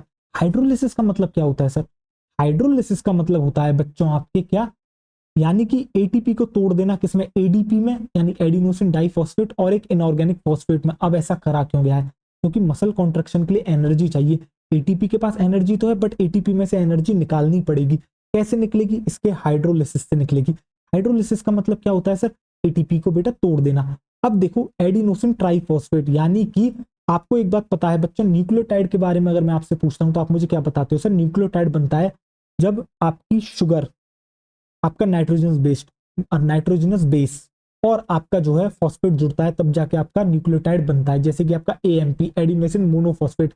अब मैं इसके अंदर एक और आपका फॉस्फेट जोड़ना चाहूँ, एडिनोसिन डाइफॉस्फेट हो जाएगा, यानी कि दो।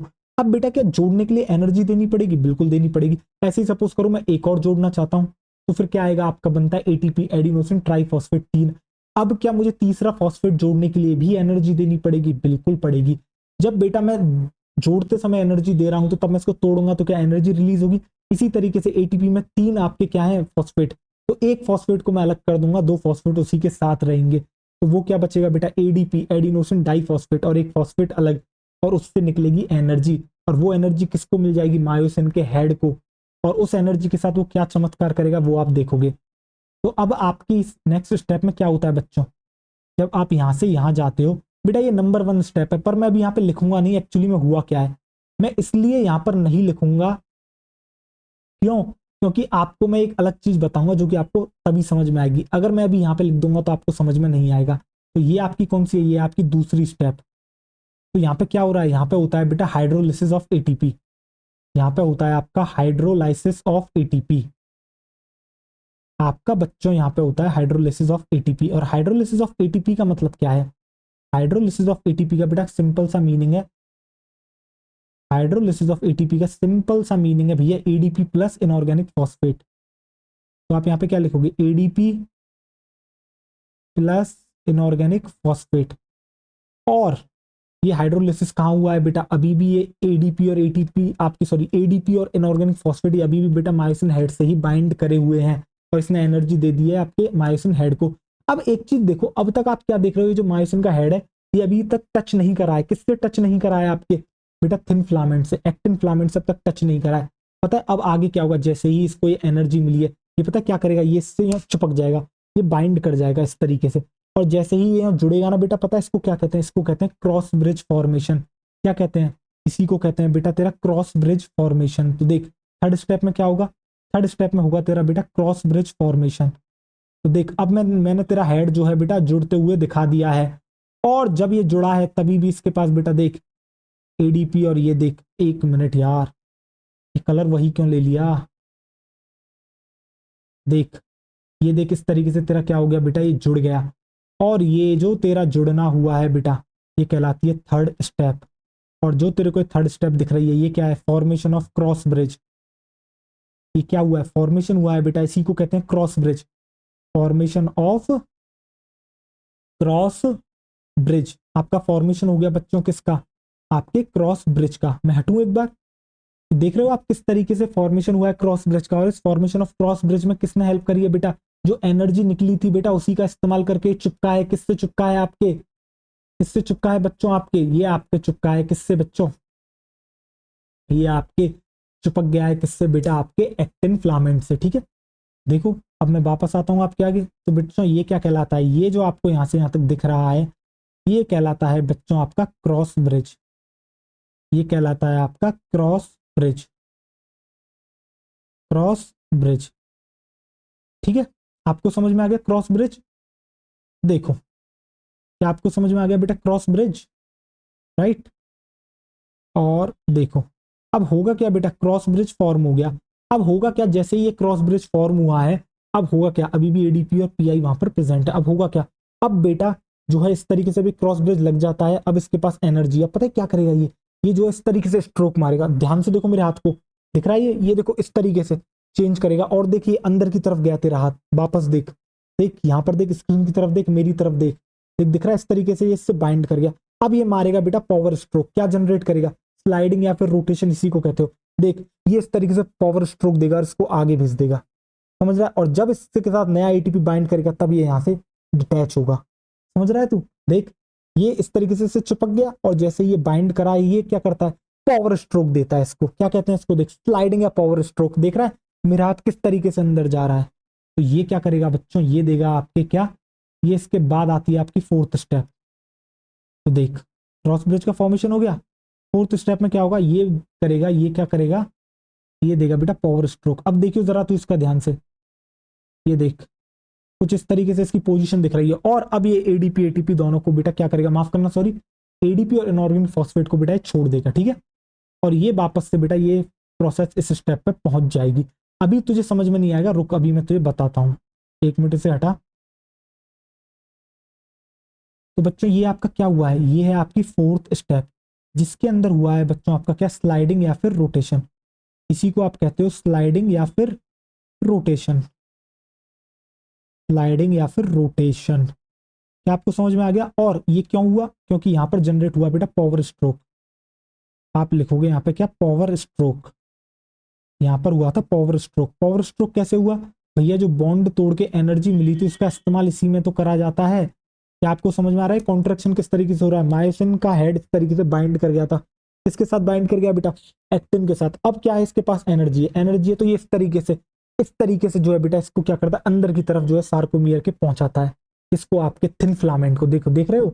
इसी को कहते हो स्लाइडिंग और रोटेशन। अब देखो जैसे ही देखो इसने अंदर पहुंचा दिया, अब ये इससे अभी अलग नहीं हुआ है जब तक इससे नया एटीपी आके बाइंड नहीं करता। जैसे नया एटीपी बाइंड करेगा, ये जो है क्या करेगा? इससे अटैच डिटैच हो जाएगा। तो जो मैंने तुझे वहां एटीपी बाइंड दिखाया है, इससे पहले ये मायोसिन हेड तेरा अटैच था। यानी कि एटीपी अटैच होने का मतलब क्या है तेरा? Breaking of cross bridge. ये बेटा क्रॉस ब्रिज होता है। ये पावर स्ट्रोक जनरेट करने के बाद भी क्रॉस ब्रिज प्रेजेंट है, और जब तक ये प्रेजेंट रहेगा, तब तक इसको एक नया एटीपी मॉलिक्यूल नहीं मिलता। जब तक कि इसको एक नया एटीपी मॉलिक्यूल नहीं मिलता, एटीपी मॉलिक्यूल नया मिलेगा, ये इससे अलग हो जाएगा। तो यानी कि जो फर्स्ट स्टेप है, अगर मैं वहां पहले ही लिख देता तेरा क्या? ब्रेकिंग ऑफ क्रॉस ब्रिज, तो क्या तेरे को समझ में आता? हाँ या ना, मुझे इतना बता। तो बेटा जो फोर्थ के बाद जो पहली सीधे स्टेप हो रही है, वो क्या है आपकी? ब्रेकिंग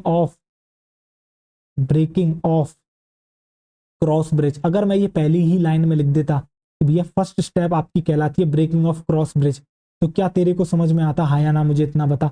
तेरे को बेटा कुछ समझ में नहीं आता, ये कहानी किस तरीके से पूरी की पूरी जो तेरी कहानी हो रही है वो कैसे हो रही है, क्या तेरे को समझ में आता, नहीं आता।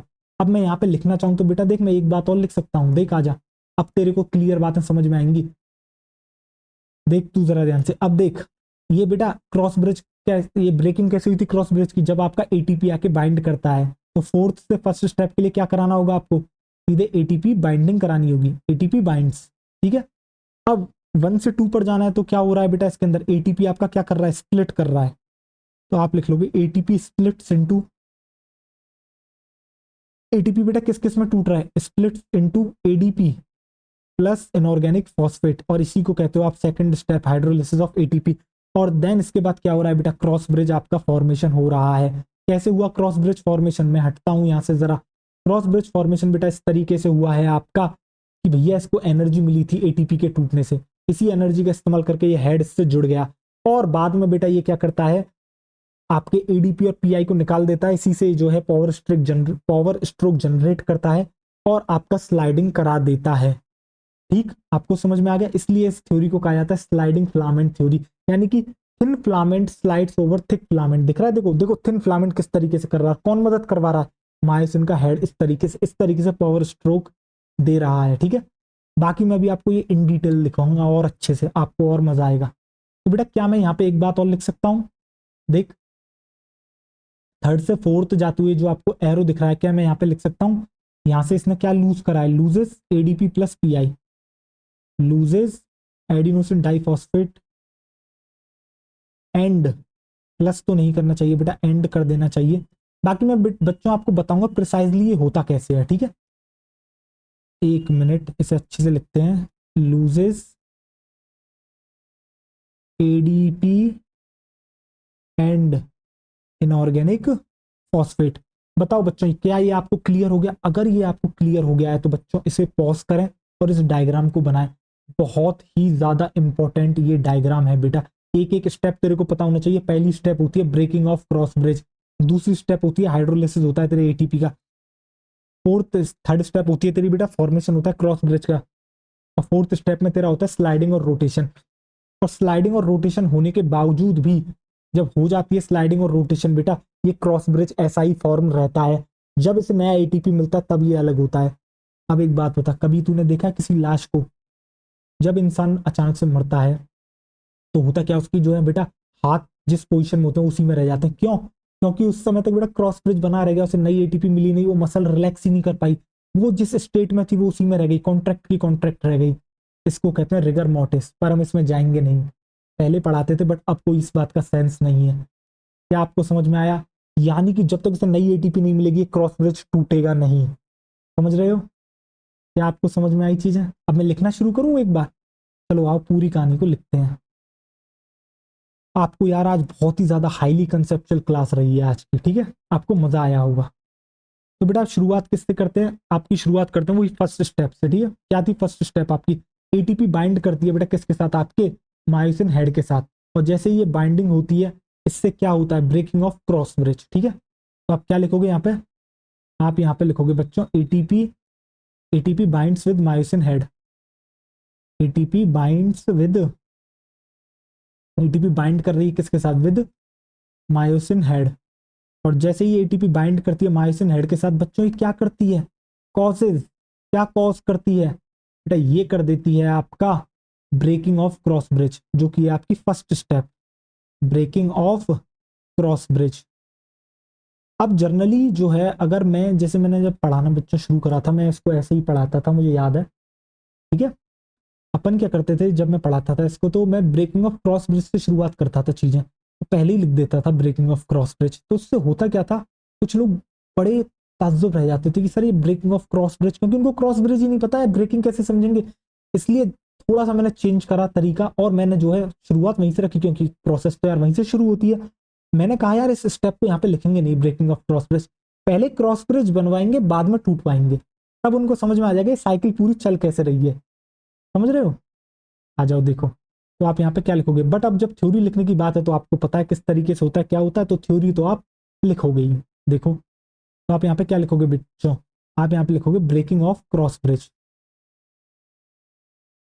Breaking of cross bridge. ठीक है, देखो अब होगा क्या, जैसे ही बेटा इसके बाद ब्रेकिंग हो जाती है, जरा देखो फिर से आते हैं, फिर इसके बाद होता क्या है बेटा, और ये ब्रेकिंग होती कैसे, ब्रेकिंग होती है एटीपी के बाइंडिंग से, जो कि मैंने आपको लिखा दिया। इसके बाद सेकंड स्टेप क्या थी बेटा, हाइड्रोलिसिस होता है एटीपी का, यानी कि एटीपी जो है टूट जाता है एडीपी प्लस इनऑर्गेनिक फॉस्फेट में। तो आप इसके बाद क्या लिखोगे, जो नेक्स्ट स्टेप होती है बच्चों, वो क्या होती है, वो होती है आपकी हाइड्रोलिसिस ऑफ एटीपी। हाइड्रोलिसिस होता है किसका बच्चों, आपके एटीपी का, हाइड्रोलिसिस ऑफ एटीपी। और बच्चों ये वाली मैंने आपको पहले भी लिखा रखी है, एटीपी की हाइड्रोलिसिस कैसे होती है, क्या मैंने कुछ ऐसे ही बताया था बेटा। जो आपका एटीपी होता है इसमें क्या आता है, इसमें आता है बच्चों आपका वाटर की प्रेजेंस में ये होती है। ठीक है, किस तरीके से होती है ये मैं जब आपको बेटा बायोमोलिक्यूल्स पढ़ाऊंगा वहां पर आपको समझा दूंगा, या फिर आपको उसके अंदर मिल जाएगा मॉलिक्यूलर बेसिस ऑफ इनहेरिटेंस में। ठीक है, आपको यही समझ में आ जाएगा बॉन्ड कैसे बन रहे हैं, तो फिर तो तोड़ना और आसान होगा, पता होना चाहिए ना बेटा कोई चीज कैसे जुड़ रही है। तो बेटा किस में टूट जाएगा, आपका एडीपी में। ठीक है, और इसके साथ साथ देगा इनऑर्गेनिक फॉस्फेट, और इसके साथ साथ एनर्जी करेगा रिलीज। इसी को कहते हो आप क्या बच्चों, ये करेगा एनर्जी रिलीज, इसी को कहा जाता है बेटा हाइड्रोलिसिस ऑफ एटीपी। अब बच्चों आपका हाइड्रोलिसिस हो चुका है किसका, एटीपी का। अब एटीपी का हाइड्रोलिसिस हो चुका है, ठीक है। अब इसके बाद क्या होगा, देखो जरा ध्यान से, एटीपी बेटा हाइड्रोलिसिस कर गई, अब जो मायोसिन हेड है उसको एनर्जी भी मिल चुकी है, यानी कि मायोसिन हेड जो है बेटा अब एक, वो जो है एक हाई एनर्जी स्टेट के अंदर है। ठीक है, और एडीपी और इनऑर्गेनिक फॉस्फेट अभी भी इस मायोसिन हेड के साथ अटैच है। ठीक है, तो आप लिखो, चलो मैं एक बार हटता हूं जिससे आप क्लियरली लिख सको यहाँ पे। तो आप क्या लिखोगे यहाँ पे, यहाँ पे आप लिखोगे बच्चों मायोसिन हेड, आप यहाँ पे लिखोगे myosin head, myosin head now in a high energy state, now in a high energy state, ना high energy state with adenosine diphosphate, with adenosine diphosphate and inorganic phosphate. बेटा पीआई का मतलब है inorganic phosphate attached, inorganic phosphate attached. और बेटा इससे ये पता लगता है कि ये अभी भी हमारे क्या क्या है, ये आपके अटैच हैं। ठीक है, अब बेटा अगली स्टेप की तरफ बढ़े, देख अगली स्टेप क्या आएगी तेरी, अगली स्टेप में क्या होगा बेटा, तुझे पता है अब ये इस एनर्जी का इस्तेमाल करके क्या करेगा, ये इस एनर्जी का इस्तेमाल करके बनाएगा बेटा तेरा क्रॉस ब्रिज। मैं तेरे पहले तो आता हूँ आंखों के आगे, अब इसके बाद क्या होगा, याद कर बेटा, जब इसको एनर्जी मिल गई थी इसने क्या करा था, एक क्रॉस ब्रिज इस तरीके से बना दिया था। अब जैसे ही क्रॉस ब्रिज बनता है, अभी भी इसके पास क्या प्रेजेंट है, एडीपी और इनऑर्गेनिक फॉस्फेट। अब होगा क्या, सबसे पहले तो ये रिमूव करता है बेटा इनऑर्गेनिक फॉस्फेट को। देखो डायग्राम में बताना मुश्किल होता है कि कौन कब रिलीज हो रहा है, बट मैं थ्योरी में लिखवा सकता हूँ, वहां तो मैंने एक साथ लिखवा दिया। अब करता क्या है बच्चों, ये रिलीज करता है इनऑर्गेनिक फॉस्फेट को। जैसे ही ये इनऑर्गेनिक फॉस्फेट को रिलीज करता है, ये इनिशिएट कर देता है बेटा किसको, आपके पावर स्ट्रोक को। और पावर स्ट्रोक का मतलब क्या है, पावर स्ट्रोक का मतलब है बेटा कन्फर्मेशनल चेंज होता है किसमें, आपके मायोसिन हेड में। और कन्फर्मेशनल चेंज मतलब क्या होता है, एक्चुअली में जो बेटा इसका ये आर्म निकला हुआ है इसका क्या होता है, इसका होता है रोटेशन, इसका होता है रोटेशन। ठीक है, और ये जो रोटेशन होता है ये क्या करता है, ये बेटा खींचता है किसको, आपके एक्टिन फिलामेंट को टूवर्ड्स किसकी तरफ, बेटा आपके सेंटर ऑफ सार्कोमियर की तरफ। जो आपको सार्कोमियर का सेंटर होता है उसकी तरफ खींचता है। बेटा ये मैं उन, जो मैंने आपको जेड लाइंस और सार्कोमियर दिखाया था उसके अंदर भी मैं एक करके दिखाऊंगा, इंतजार करना। ठीक है, अभी लिखो, तो पहले इतना लिख लो जितना मैंने बताया है, फिर मैं आगे की कहानी और बताऊंगा आपको। तो देखो अब क्या होगा बच्चों, आपका क्रॉस ब्रिज फॉर्मेशन, इसके बाद हो जाता है बच्चों आपका क्रॉस ब्रिज फॉर्मेशन, आपका हो जाता है बच्चों क्रॉस ब्रिज फॉर्मेशन। और जैसे ही आपका बच्चों क्रॉस ब्रिज फॉर्मेशन हो गया, ठीक है, होगा क्या, अब यहां से हो जाता है बेटा रिलीज, किसका रिलीज हो जाएगा, रिलीज ऑफ इनऑर्गेनिक फॉस्फेट। और जैसे ही इनऑर्गेनिक फॉस्फेट का रिलीज होगा, ये क्या इनिशिएट कर देगा, इनिशिएट, ये इनिशिएट कर देगा बेटा पावर स्ट्रोक को। और पावर स्ट्रोक क्या है आपका, पावर स्ट्रोक और कुछ नहीं बेटा, ये है आपका कन्फॉर्मेशनल चेंज। ये क्या है बच्चों आपका, ये है आपका कन्फॉर्मेशनल चेंज, एक मिनट, ये होता है आपका conformational change in myosin head. और कन्फॉर्मेशनल चेंज मतलब बेटा structure change, conformational change in myosin head. In myosin head. और क्या कैसे चेंज हो रहा है जरा लिख लें, इस वाली बात को भी लिख लेते हैं बेटा। एक्चुअली में होता है यहाँ पर rotation, rotation of the lever arm, rotation of the lever arm. बेटा लीवर आर्म का क्या होता है, आपका होता है rotation, which which pulls the actin filament, क्योंकि बेटा खींचता है किसको, which pulls the actin filament, which pulls the actin filament, which pulls the actin filament towards centre of sarcomere. तो बेटा जो सार्कोमियर का सेंटर है उसकी तरफ जो है वो खींचता है। क्या बच्चों आपको याद है वो दो जेड लाइन मैंने बनाई थी, वहां बीच में वहां पर इस तरीके से आपके जेड लाइन से कौन अटैच था, जेड लाइन से आपके अटैच था थिन फिलामेंट, और उसका हेड इस तरीके से निकल रहा था मायोसिन का फिलामेंट। तो बेटा वो इस तरीके से जुड़ता है और इसको सपोज करो ये अंदर की तरफ खींचता है। देख रहे हो किस तरीके से सेंटर की तरफ ये बढ़ रहे हैं। ठीक है, अब होगा क्या, अब बच्चों आपका पावर स्ट्रोक हो गया, उसका काम हो गया, उसने जो है अंदर की तरफ खींचना शुरू कर दिया। जैसे ही पावर स्ट्रोक आपका एंड होता है, आफ्टर पावर स्ट्रोक जो एडीपी अभी भी वहां प्रेजेंट है उसको बेटा मायोसिन हेड से रिलीज कर दिया जाता है। मायोसिन हेड से वो रिलीज तो हो गया है, बट अभी भी जो है आपका मायोसिन अभी भी क्रॉस ब्रिज बना के बैठा है, किसके साथ बेटा, आपके एक्टिन फिलामेंट के साथ। और ये कब तक नहीं टूटेगा क्रॉस ब्रिज, ये तब तक नहीं टूटेगा क्रॉस ब्रिज जब तक एक नया एटीपी मॉलिक्यूल आके बाइंड नहीं करता, किससे, मायोसिन के हेड के साथ। जैसे ही वो बाइंड करेगा फिर से क्रॉस ब्रिज जो है टूट जाएगा। और पता है ये साइकिल कब तक चलती रहेगी, तब तक चलती रहेगी जब तक बेटा आपके कैल्शियम आयंस प्रेजेंट है और आपका एटीपी अवेलेबल है।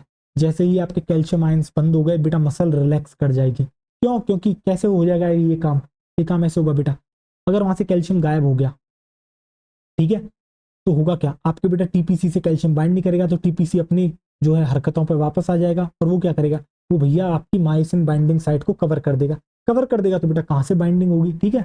यानी कि ये जो पूरी प्रोसेस है तब तक चलती रहेगी जब तक आपके कैल्शियम आयंस प्रेजेंट है और आपका एटीपी अवेलेबल है। ठीक है, क्लियर। तो देखो लिखें, आओ चलो, तो इस तरीके से एरो डाल दोगे और आप नेक्स्ट स्लाइड पर आ जाओगे। तो आप क्या लिखोगे, आप यहाँ पे लिखोगे बच्चों आफ्टर पावर स्ट्रोक, आप लिखोगे यहाँ पे आफ्टर पावर स्ट्रोक। क्या होता है पावर स्ट्रोक के बाद, देखो जरा ध्यान से, आप लिखोगे आफ्टर, क्या बेटा, आफ्टर पावर स्ट्रोक एडीपी। आपकी एडीपी के साथ क्या होता है, एडीपी आपकी बेटा रिलीज हो गई, एडीपी रिलीज कहां से बेटा, from myosin head, from myosin head. अब बेटा यही तो समस्या थी उस डायग्राम में, ये दिखाना बहुत मुश्किल था, पहले हम इनऑर्गेनिक को निकालते फिर एडीपी को निकालते, समझ रहे हो, इसलिए मैंने एक साथ ही वो दिखा दिया था निकलते हुए, बट एक साथ नहीं निकली है थ्योरी में, समझो। तो देखो अब बेटा क्या होगा, एडीपी रिलीज हो जाएगी आपकी मायोसिन हेड से, और जैसे ही आपकी एडीपी रिलीज होगी बेटा मायोसिन हेड से, ठीक है, और इसके बाद क्या होगा, बट आपका जो मायोसिन हेड है वो अभी भी किसके साथ अटैच है, अभी भी आपका अटैच है किसके साथ, एक्टिन फिलामेंट के साथ। तो आप क्या लिखोगे यहाँ पे, आप लिखोगे मायोसिन हेड, आप लिखोगे बच्चों मायोसिन हेड रिमेन्स,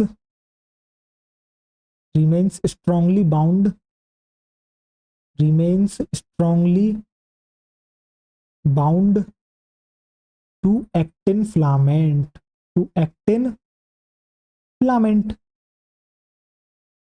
तो बच्चों अभी भी जो है एडीपी के निकलने के बाद, पावर स्ट्रोक के होने के बावजूद भी वो अभी भी उससे जो है जुड़ा हुआ है एक्टिन फिलामेंट के साथ।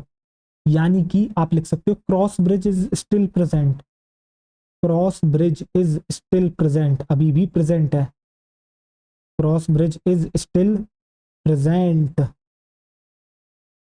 अब आप यहाँ पे क्या लिखोगे, अब ये कब टूटेगा बेटा, when a new ATP binds. आप क्या लिखोगे इसके बाद, इसके बाद लिखोगे a new ATP, a new ATP molecule. अब सपोज करो एक नया एटीपी मॉलिक्यूल क्या कर गया, a new ATP molecule binds to myosin head, और जैसे ही ये मायोसिन हेड से क्या करेगा बेटा, बाइंड करेगा, ये क्या करेगा, ये कॉज करेगा head to myosin head, causing breaking of cross bridge, causing breaking of cross bridge. तो देखो बच्चों जहां से शुरुआत करी थी क्या वहीं पर आके वापस पहुंच गए, ब्रेकिंग ऑफ क्रॉस ब्रिज, तो इसने क्या करा बच्चों, आपके क्रॉस ब्रिज को जो है तोड़ दिया। और ये साइकिल कब तक चलती रहेगी, क्या ये वाली बात भी मैं यहाँ पे लिख सकता हूँ? ये साइकिल जो है बच्चों आपकी कब तक चलती रहेगी? तो आप यहाँ पे क्या लिखोगे, द साइकिल, आप लिखोगे यहाँ पे the cycle can be, the cycle can be repeat, the cycle can be repeat as long as calcium ions are present and ATP is available, and ATP is available. जब तक बेटा ये आपके पास दोनों चीजें हैं तब तक आपकी ये साइकिल जो है चलती रहेगी। क्या आपको बच्चों पूरी पूरी साइकिल समझ में आ गई, हाँ या ना मुझे इतना बताएं। या एक एक स्लाइड फिर से दिखाऊं मैं आपको? चलो आओ शुरू से दिखाता हूँ।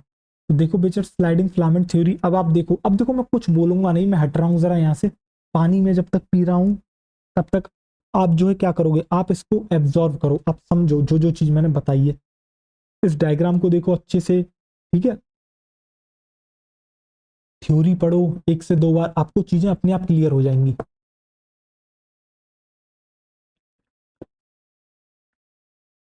यानी कि बेटा जो आपकी एडीपी जो जो आपकी सॉरी एटीपी जो बच्चों बाइंडिंग हो रही है ना, वो एक्चुअली में आके क्रॉस ब्रिज को तोड़ने का काम करती है।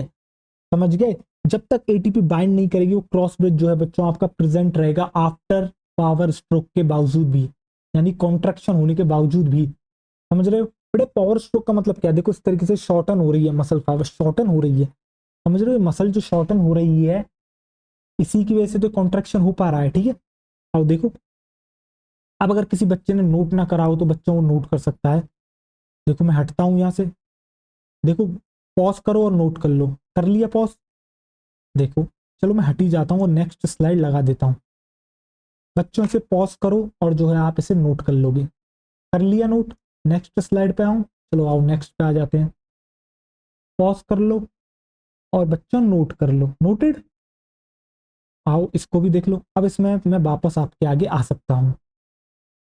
अब आपने ये सारा कुछ समझ लिया बच्चों ये किस तरीके से एक्चुअली में हो रहा है। अब मैं जो है आपको क्या कराना चाहता हूँ, मैं आपको कुछ दिखाना चाहता हूँ। क्या दिखाना चाहता हूँ?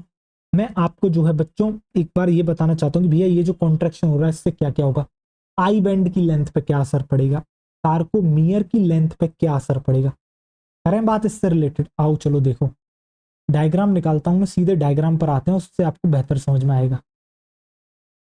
ये जरा देखो, देखो बच्चों आपको एक डायग्राम दिख रहा है। अब आपको यहाँ एक चीज दिख रही होगी, ऊपर लिख रहा है रिलैक्स्ड और नीचे लिख रहा है कॉन्ट्रैक्टिंग।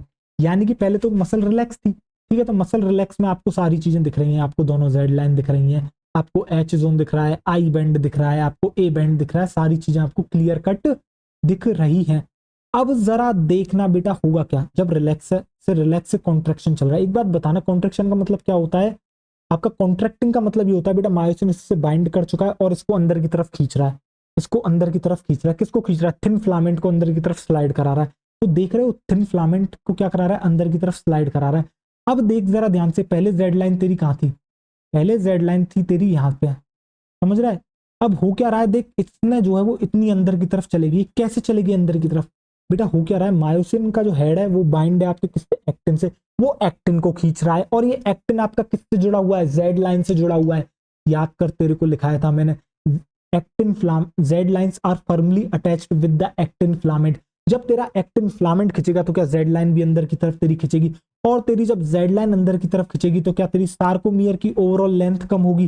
बिल्कुल कम होगी। देख बेटा, पहले तेरी सार्कोमियर की लेंथ थी इतनी, अब तेरी सार्कोमियर की लेंथ रह गई इतनी, यानी कि तेरी सार्कोमियर की लेंथ कम हो गई, यानी कि मसल कॉन्ट्रैक्शन की वजह से आपके सार्कोमियर की लेंथ कम हो गई। हाँ या ना मुझे इतना बताएं, क्या कम हुई या नहीं हुई, मुझे इतना बताएं। क्या आपको समझ में आ रहा है किस तरीके से कम हुई है बच्चों? अगर आपको इतना समझ में आ रहा है तो जरा देखो, ठीक है। अब आपको पता लग गया जैसे ही मसल कॉन्ट्रैक्ट करती है तो आपका क्या होता है बच्चों, आपका जो है सार्कोमियर की लेंथ कम होती है। अब जरा आई बैंड की तरफ आओ, जरा आई बैंड की तरफ आओ। देखो हटाऊं मैं इसको, इस सबको हटा देता हूं। तो देखो पहले आपका आई बैंड कितना था, तो पहले बच्चों आपका आई बैंड इतना था। अब ये जेड लाइन खिसक जाएगी तो आपका बच्चों आई बैंड कितना सा रह गया? आई बैंड आपका इतना सा ही रह गया। दैट मीन्स आपके बच्चे जो आई बैंड है उसकी भी लेंथ कम हो गई। क्या आपको समझ में आ गया आई बैंड की लेंथ कैसे कम हो रही है? ठीक है, देखो अब आई बैंड, अब इसके अलावा मैं बात करता हूं आपसे बेटा ओवरलैपिंग बैंड के बारे में। पहले देखो ओवरलैपिंग जो बैंड था वो इतना ही था, ओवरलैपिंग बैंड इतना था। अब देखो ओवरलैपिंग बैंड बेटा इतना हो गया। क्यों इतना हो गया? उल्टा ओवरलैपिंग बैंड बेटा तेरा बढ़ गया। क्यों बढ़ गया? पहले बेटा देख, तेरी मायोसिन की जगह फिक्स है, ठीक है, सपोज करें मायोसिन है, पहले तेरा एक्टिन इतना था, अब इसने क्या करा, इसके हेड ने खींचना शुरू करा और ये इसको यहां तक लेके आ गया। दैट मीन्स ओवरलैपिंग जोन पहले जो यहां तक थी अब वो यहां तक हो चुकी है, तो तेरा ओ बैंड भी तेरा बढ़ गया। अब ए बैंड के ऊपर बता क्या असर पड़ेगा? ए बैंड के ऊपर बता क्या असर पड़ेगा? ए बैंड पे कोई असर पड़ेगा? देख, ए बैंड पहले भी तेरा इतना ही था, अभी भी तेरा इतना ही है। ए बैंड पे बेटा तेरा कोई असर नहीं पड़ता। क्यों? क्योंकि ए बैंड आपका मायोसिन का, मायोसिन का एक एंड से दूसरे एंड तक का जितना भी उसके बीच में पोर्शन आता है उसको ए बैंड कहते हैं, राइट। तो ए बैंड तो कहीं मूव नहीं कर रहा बेटा, वो तो वहीं फिक्स है, तो A band remains same unchanged. H zone की जरा बात करते हैं। देख, एच जोन पहले कितनी थी तेरी, जब मसल्स ने कॉन्ट्रैक्ट नहीं करा था इतनी थी, कॉन्ट्रैक्शन के बाद कितना हो गया? इतना हो गया। पहले इतना था अब इतना हो गया। क्या एच जोन भी तेरी कम हो गई? बिल्कुल कम हो गई। अब सपोज करिए मैक्सिमम कॉन्ट्रैक्ट कर जाए। मैक्सिमम कॉन्ट्रैक्ट का मतलब क्या है? तुझे अगला फिगर दिखा देता हूं। देख, कहीं पर एच जोन दिख रही है तेरे को, मैक्सिममली कॉन्ट्रैक्टेड में कहीं पर तेरे को एच जोन दिख रही है। एच जोन डिसअपेयर्स, कब डिसअपेयर हो जाती है? जब आपका मैक्सिमम कॉन्ट्रैक्शन हो जाता है, यानी कि ओवरलैपिंग जोन पूरी तरीके से आ चुकी है। ध्यान से देख बेटा, ओवरलैपिंग जोन और कितनी ज्यादा तेरी बढ़ चुकी है। तो क्या तुझे समझ में आ गया ड्यूरिंग मसल कॉन्ट्रैक्शन क्या क्या चेंजेस होते हैं बेटा? देख, एक एक चीज तेरे को मैंने समझा दी किस तरीके से आई बेंड कम हो रहा है, सार्कोमियर कम हो रहा है। तो क्या मैं लिख सकता हूं यहाँ पर? तो बच्चों मैं क्या लिखूंगा यहाँ पर? आजा देख, अब मैं लिखता हूं यही वाली बात यहाँ पर। तो ड्यूरिंग मसल कॉन्ट्रैक्शन क्या क्या होता है? तो आप लिखोगे ड्यूरिंग मसल कॉन्ट्रैक्शन, आप लिखोगे बच्चों ड्यूरिंग मसल कॉन्ट्रैक्शन। टेंशन मतलब ये सारा जितना भी आज मैंने कराया रिवाइज कराऊंगा ऐसे आज के आज ही, ठीक है, अभी। इसलिए मैं एनसीईआरटी भी नहीं पढ़ाऊंगा आज, क्योंकि मुझे पता है रिवाइज कराना कितना जरूरी है। तो बच्चों आपको पता है मसल कॉन्ट्रैक्शन में क्या क्या होता है, ठीक है। तो देखो, हम लेंथ की बात करते हैं, किस किस की लेंथ की बात करते हैं यहाँ पर? आप लिखोगे लेंथ ऑफ, एक तो मैं आपसे बात करता हूँ किसकी लेंथ बेटा, एक तो मैंने बात करी सार्कोमियर की लेंथ पर क्या असर पड़ रहा है, सार्कोमियर। सेकंड जो मैंने पॉइंट आपसे उठाया था वो था आई बैंड। भैया आई बैंड की पे क्या हो रहा है? देखो तुम अब खुद बता सकते हो क्या हो रहा है, ठीक है। इसके बाद आ जाता है बेटा आपका O band, overlapping band, and then आ जाता है बच्चों आपका I band, sorry I band नहीं, ए बैंड। और इसके बाद आ जाता है आपका बच्चों एच जोन।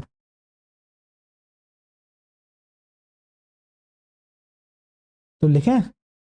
तो बता बच्चा आई बैंड पे क्या असर पड़ा था? आई बैंड तेरा कम हो गया था। कैसे कम हो गया भैया? एक्टिन जो है सार्कोमियर की तरफ जा रहा है तेरा बेटा, सेंटर में, सार्कोमियर के सेंटर की तरफ मूव कर रहा है ना। ये वाली बात भी मैंने तेरे को लिखाई थी अभी। तो जब तेरा बेटा ये अंदर की तरफ इस तरीके से मूव कर रहा है, देख तेरा ये मायोसिन है, ये तेरा एक्टिन है, अंदर की तरफ इस तरीके से ये क्या कर रहा है? मूव कर रहा है। तो सार्कोमियर की लेंथ क्या हो रही है? वो कम हो रही है। क्यों कम हो रही है? क्योंकि ये एक्टिन जो है आपका किससे अटैच है बेटा? थिन फिलामेंट, तेरे जेड लाइन से। तो जेड लाइन को भी अंदर की तरफ खींच रहा है बेटा, ठीक है। तो सार्कोमियर की लेंथ पर क्या असर हो रहा है बेटा? ये तेरी कम हो रही है। तेरा आई बैंड भी क्या हो रहा है? कम हो रहा है। ओवरलैपिंग जोन तेरी बढ़ रही है, जोन कह ले बैंड कह ले।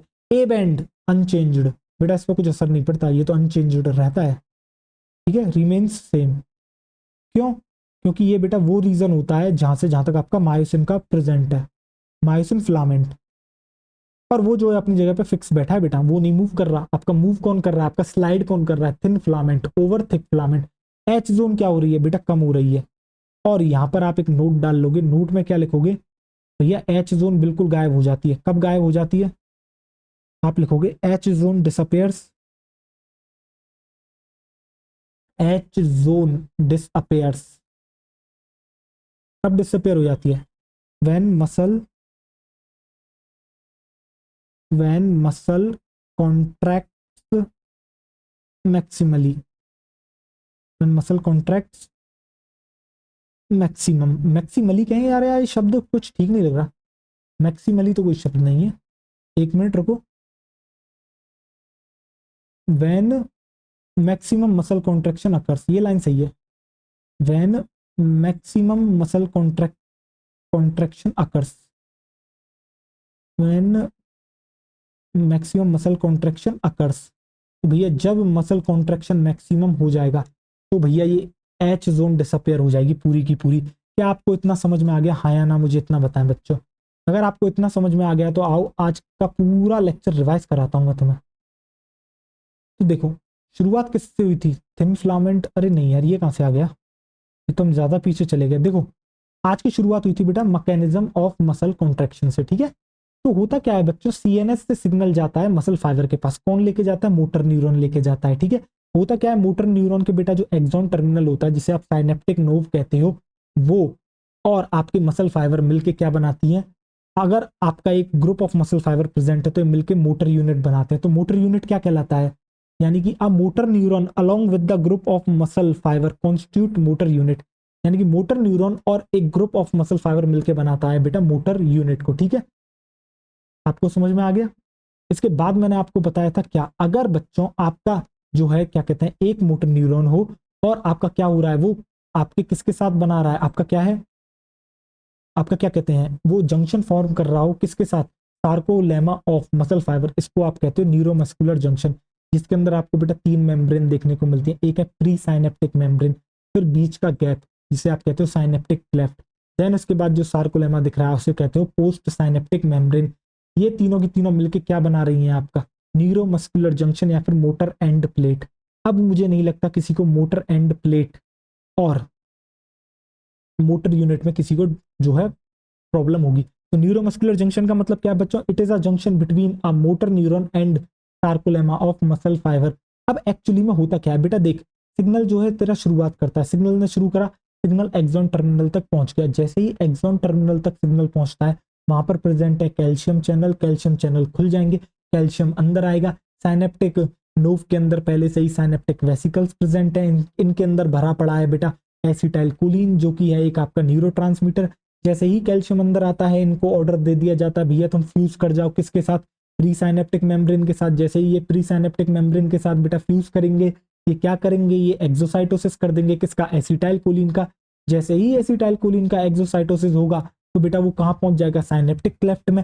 साइनेप्टिक क्लेफ्ट का रास्ता पार करते हुए बेटा वो पहुंचेगा किसके पास, मसल फाइबर की सार्कोलेमा के पास, और सार्कोलेमा के पास इसके रिसेप्टर्स प्रेजेंट है। जैसे ही ये रिसेप्टर से बाइंड करता है अपने कौन, एसिटाइलकोलिन, क्या होता है उसके बाद होता है बेटा आपका डीपोलराइजेशन। क्या होता है आपका, होता है डीपोलराइजेशन। और जैसे ही डीपोलराइजेशन होगा तो चार्ज जो है बेटा क्या कर जाएगा, तेरा चेंज कर जाएगा, चार्ज क्या कर जाएगा, चार्ज जो है तेरा बेटा चेंज हो जाएगा। और चार्ज तेरा क्या हो जाएगा बेटा, चार्ज हो जाएगा तेरा चेंज। एक मिनट मैंने यहाँ पे ब्रैकेट नहीं लगाया था क्या, देख चार्ज तेरा क्या हो जाएगा बेटा चेंज, और चार्ज चेंज का मतलब क्या है, तेरा हो गया डिपोलराइजेशन, यानी कि बाहर नेगेटिव अंदर तेरा पॉजिटिव हो जाएगा। और जैसे ही ये डिपोलराइजेशन हो रहा है तेरा action potential through out the muscle fibre फैल जाएगा, और जैसे ये फैलना शुरू करता है बेटा ये सार्कोप्लाज्मिक रेटिकुलम तक पहुंच जाता है, किसके थ्रू, आपके टी ट्यूब्यूल्स के थ्रू। और जैसे ही ये सार्कोप्लाज्मिक रेटिकुलम तक तेरा सिग्नल पहुंचता है, कैल्शियम जो है सार्कोप्लाज्म में कौन रिलीज कर देता है, सार्कोप्लाज्मिक रेटिकुलम। ये कैल्शियम बाइंड कर जाएगा तेरा बच्चा किससे, तेरा टीपीसी से, जो कि तेरी एक सब यूनिट है किसकी, ट्रोपोनिन की। और जैसे ये ट्रोपोनिन से बाइंड करेगा कॉन्ट्रैक्शन तेरा स्टार्ट हो जाएगा। किस तरीके से होता है ये भी तू पूरी कहानी जानता है, तेरे को अभी अभी पढ़ाई है रे यार। ये तो गाना सा बन गया, मजा आया, थोड़ा सा तेज बताया पर लेकिन मजा आया होगा। देख यही कहानी मैंने तेरी पूरी की पूरी लिख रखी है, क्या मैं इसको बोल के दिखाऊं। तो देख मैंने क्या कहा कि भैया सीएनएस सिग्नल भेजता है किसके थ्रू, मोटर न्यूरॉन के। ये सिग्नल रीच कर जाता है एक्सॉन टर्मिनल को, जैसे एक्सॉन टर्मिनल तक को रीच करेगा तो कैल्शियम आयन जो एंटर करना शुरू कर देगा साइनेप्टिक नोड में, किसके थ्रू, कैल्शियम चैनल के थ्रू। कैल्शियम चैनल के थ्रू जब कैल्शियम अंदर आ जाएगा तो बेटा तेरा साइनेप्टिक वेसिकल फ्यूज कर जाएगा किसके साथ, प्री साइनेप्टिक मेम्ब्रेन के साथ। और जैसे ही ये फ्यूज कर जाएगा ये कर देगा एक्सोसाइटोसिस किसकी, एसिटाइलकोलिन की, किसमें, साइनेप्टिक क्लेफ्ट में। और जैसे ही ये साइनेप्टिक क्लेफ्ट में बेटा एसिटाइलकोलिन को रिलीज कर देगा, ये एसिटाइलकोलिन बाइंड कर जाएगा अपने रिसेप्टर के साथ जो कि प्रेजेंट है सार्कोलेमा पे, और एक्शन पोटेंशियल जनरेट हो जाएगा, मसल फाइबर डिपोलराइज हो जाएगी, और इससे एक्शन पोटेंशियल आपका जो है जनरेट हो गया। डिपोलराइजेशन का मतलब क्या है, एक्शन पोटेंशियल जनरेट, और ये एक्शन पोटेंशियल फैलने लगेगा मसल फाइबर में और आपके सार्कोप्लाज्मिक रेटिकुलम तक पहुंच जाएगा, किसके थ्रू, टी ट्यूब्यूल्स के थ्रू।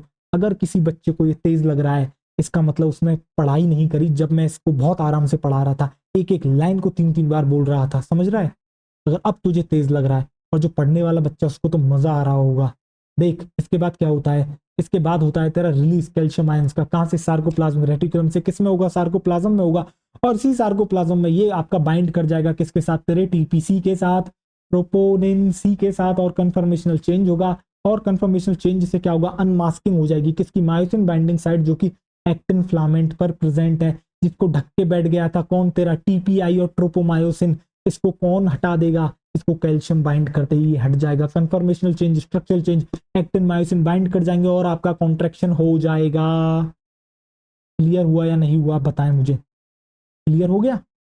इसके बाद आ जाती है बच्चों स्लाइडिंग फिलामेंट थ्योरी। आखिर कॉन्ट्रैक्शन होता कैसे? तो भैया सबसे बेहतरीन जो मसल को फाइबर का कॉन्ट्रैक्शन बताती है वो बताती है आपका स्लाइडिंग फिलामेंट थ्योरी। ये कहती है कि भैया आपका थिन फिलामेंट स्लाइड कर रहा है थिक फिलामेंट पे। समझ रहे हो? थिन फिलामेंट स्लाइड कर रहा है थिक फिलामेंट पे, उल्टा मत कर देना। Sliding of thin filament over the thick filament, ऐसा स्टेटमेंट पक्का आएगा। समझ गया? याद रखना, thin filament slides over the thick filament.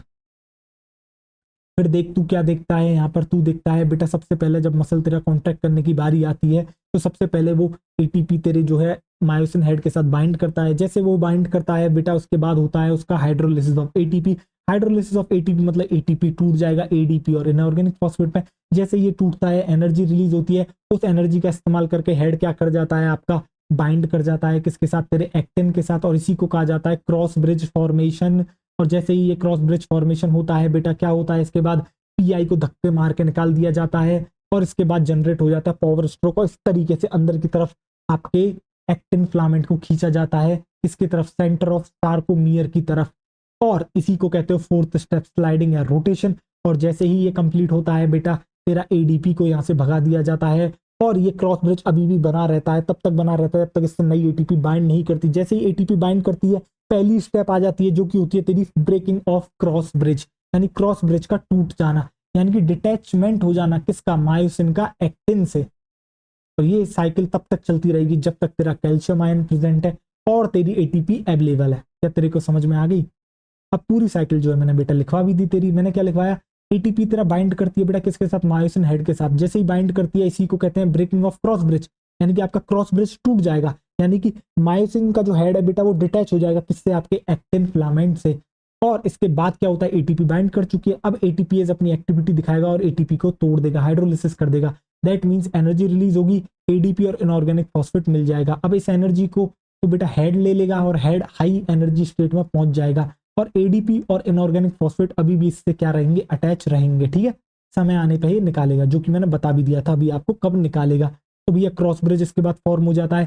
Cross bridge form होने के बाद क्या होता है बेटा? आपका इनऑर्गेनिक फॉस्फेट को निकाल दिया जाता है, इससे जनरेट होता है पावर स्ट्रोक। पावर स्ट्रोक का मतलब है बेटा आपका कन्फर्मेशनल चेंज हो जाएगा किसमें? मायोसिन हेड में।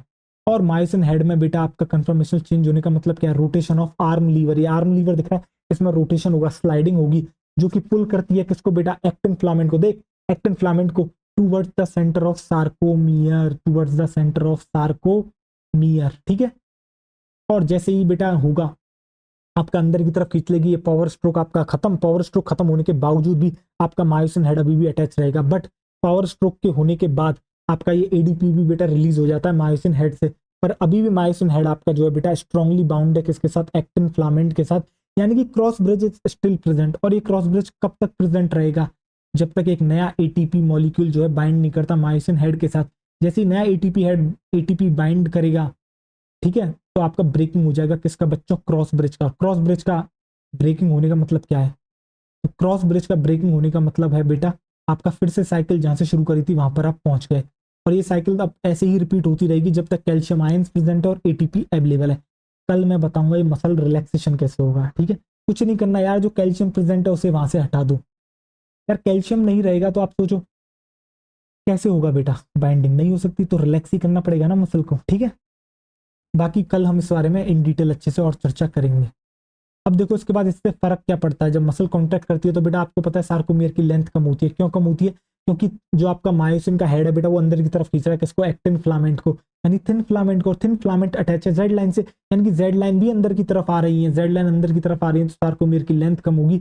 आई बैंड की भी लेंथ आपकी जो है बच्चों क्या हो जाएगी? कम हो जाएगी। और जो ओवरलैपिंग बैंड है बच्चों वो क्या होगा? आपका बढ़ जाएगा। ए बैंड अनचेंज्ड रहेगा, एच जोन कम हो जाएगी, और अगर मसल मैक्सिमम कॉन्ट्रैक्ट कर गई तो एच जोन गायब ही हो जाएगी। क्या आपको समझ में आ गया? अब अगर किसी बच्चे ने बेटा ये जो मैंने रिवीजन कराया है इतना तेजी से, ये किसी ने अगर 2x पे देखा है तो भैया जय हो उसकी। 2x पे नहीं देखना था वो, 2x पे आप बाकी लेक्चर देख सकते हो, क्योंकि बहुत आराम आराम से पढ़ाता हूँ, एक एक लाइन को दो दो बार बोल देता हूँ। बट अब जो रिवीजन कराया सुपर फास्ट स्पीड में कराया, इसलिए 8 to 9 मिनट्स के अंदर कंप्लीट हो गया। ठीक है, तो आपको समझ में आ गया पूरा लेक्चर। तो बच्चों थैंक यू सो मच, आपने लेक्चर यहाँ तक अटेंड करा। इसकी एनसीईआरटी कल करा दी जाएगी, अभी इसके अंदर थोड़ा सा पार्ट रह रहा है वो भी कल करा दिया जाएगा, और कल कहीं ना कहीं हम थोड़ी सी बात स्केलेटल सिस्टम के बारे में भी आपको शुरू कर देंगे। ठीक है, तो बच्चों मिलते हैं अगले लेक्चर में, तब तक आप अपना ढेर सारा ख्याल रखें, पढ़ाई करते रहें। ऑल द वेरी बेस्ट, मिलते हैं अगले लेक्चर में। और रिवीजन तो तुम्हें करना ही है, बाकी टेंशन मत लो, थोड़ी सी इरेगुलरिटी आई थी बट अब इरेगुलरिटी नहीं रहेगी, क्योंकि मुझे भी पता है बच्चों आपके लिए बहुत सीरियस है, मेरे लिए भी बहुत सीरियस है। मैं यहाँ मजाक की तरह नहीं पढ़ाता हूँ यूट्यूब पे बेटा, अगर मैंने कोई कमिटमेंट करी है कि मुझे ये काम करना है, दैट मीन्स वो मुझे आपको डिलीवर करके देना है। ठीक है, तो मिलते हैं अगले लेक्चर में, तब तक ढेर सारा ख्याल रखें। ऑल द वेरी बेस्ट, पढ़ाई भी करते रहें।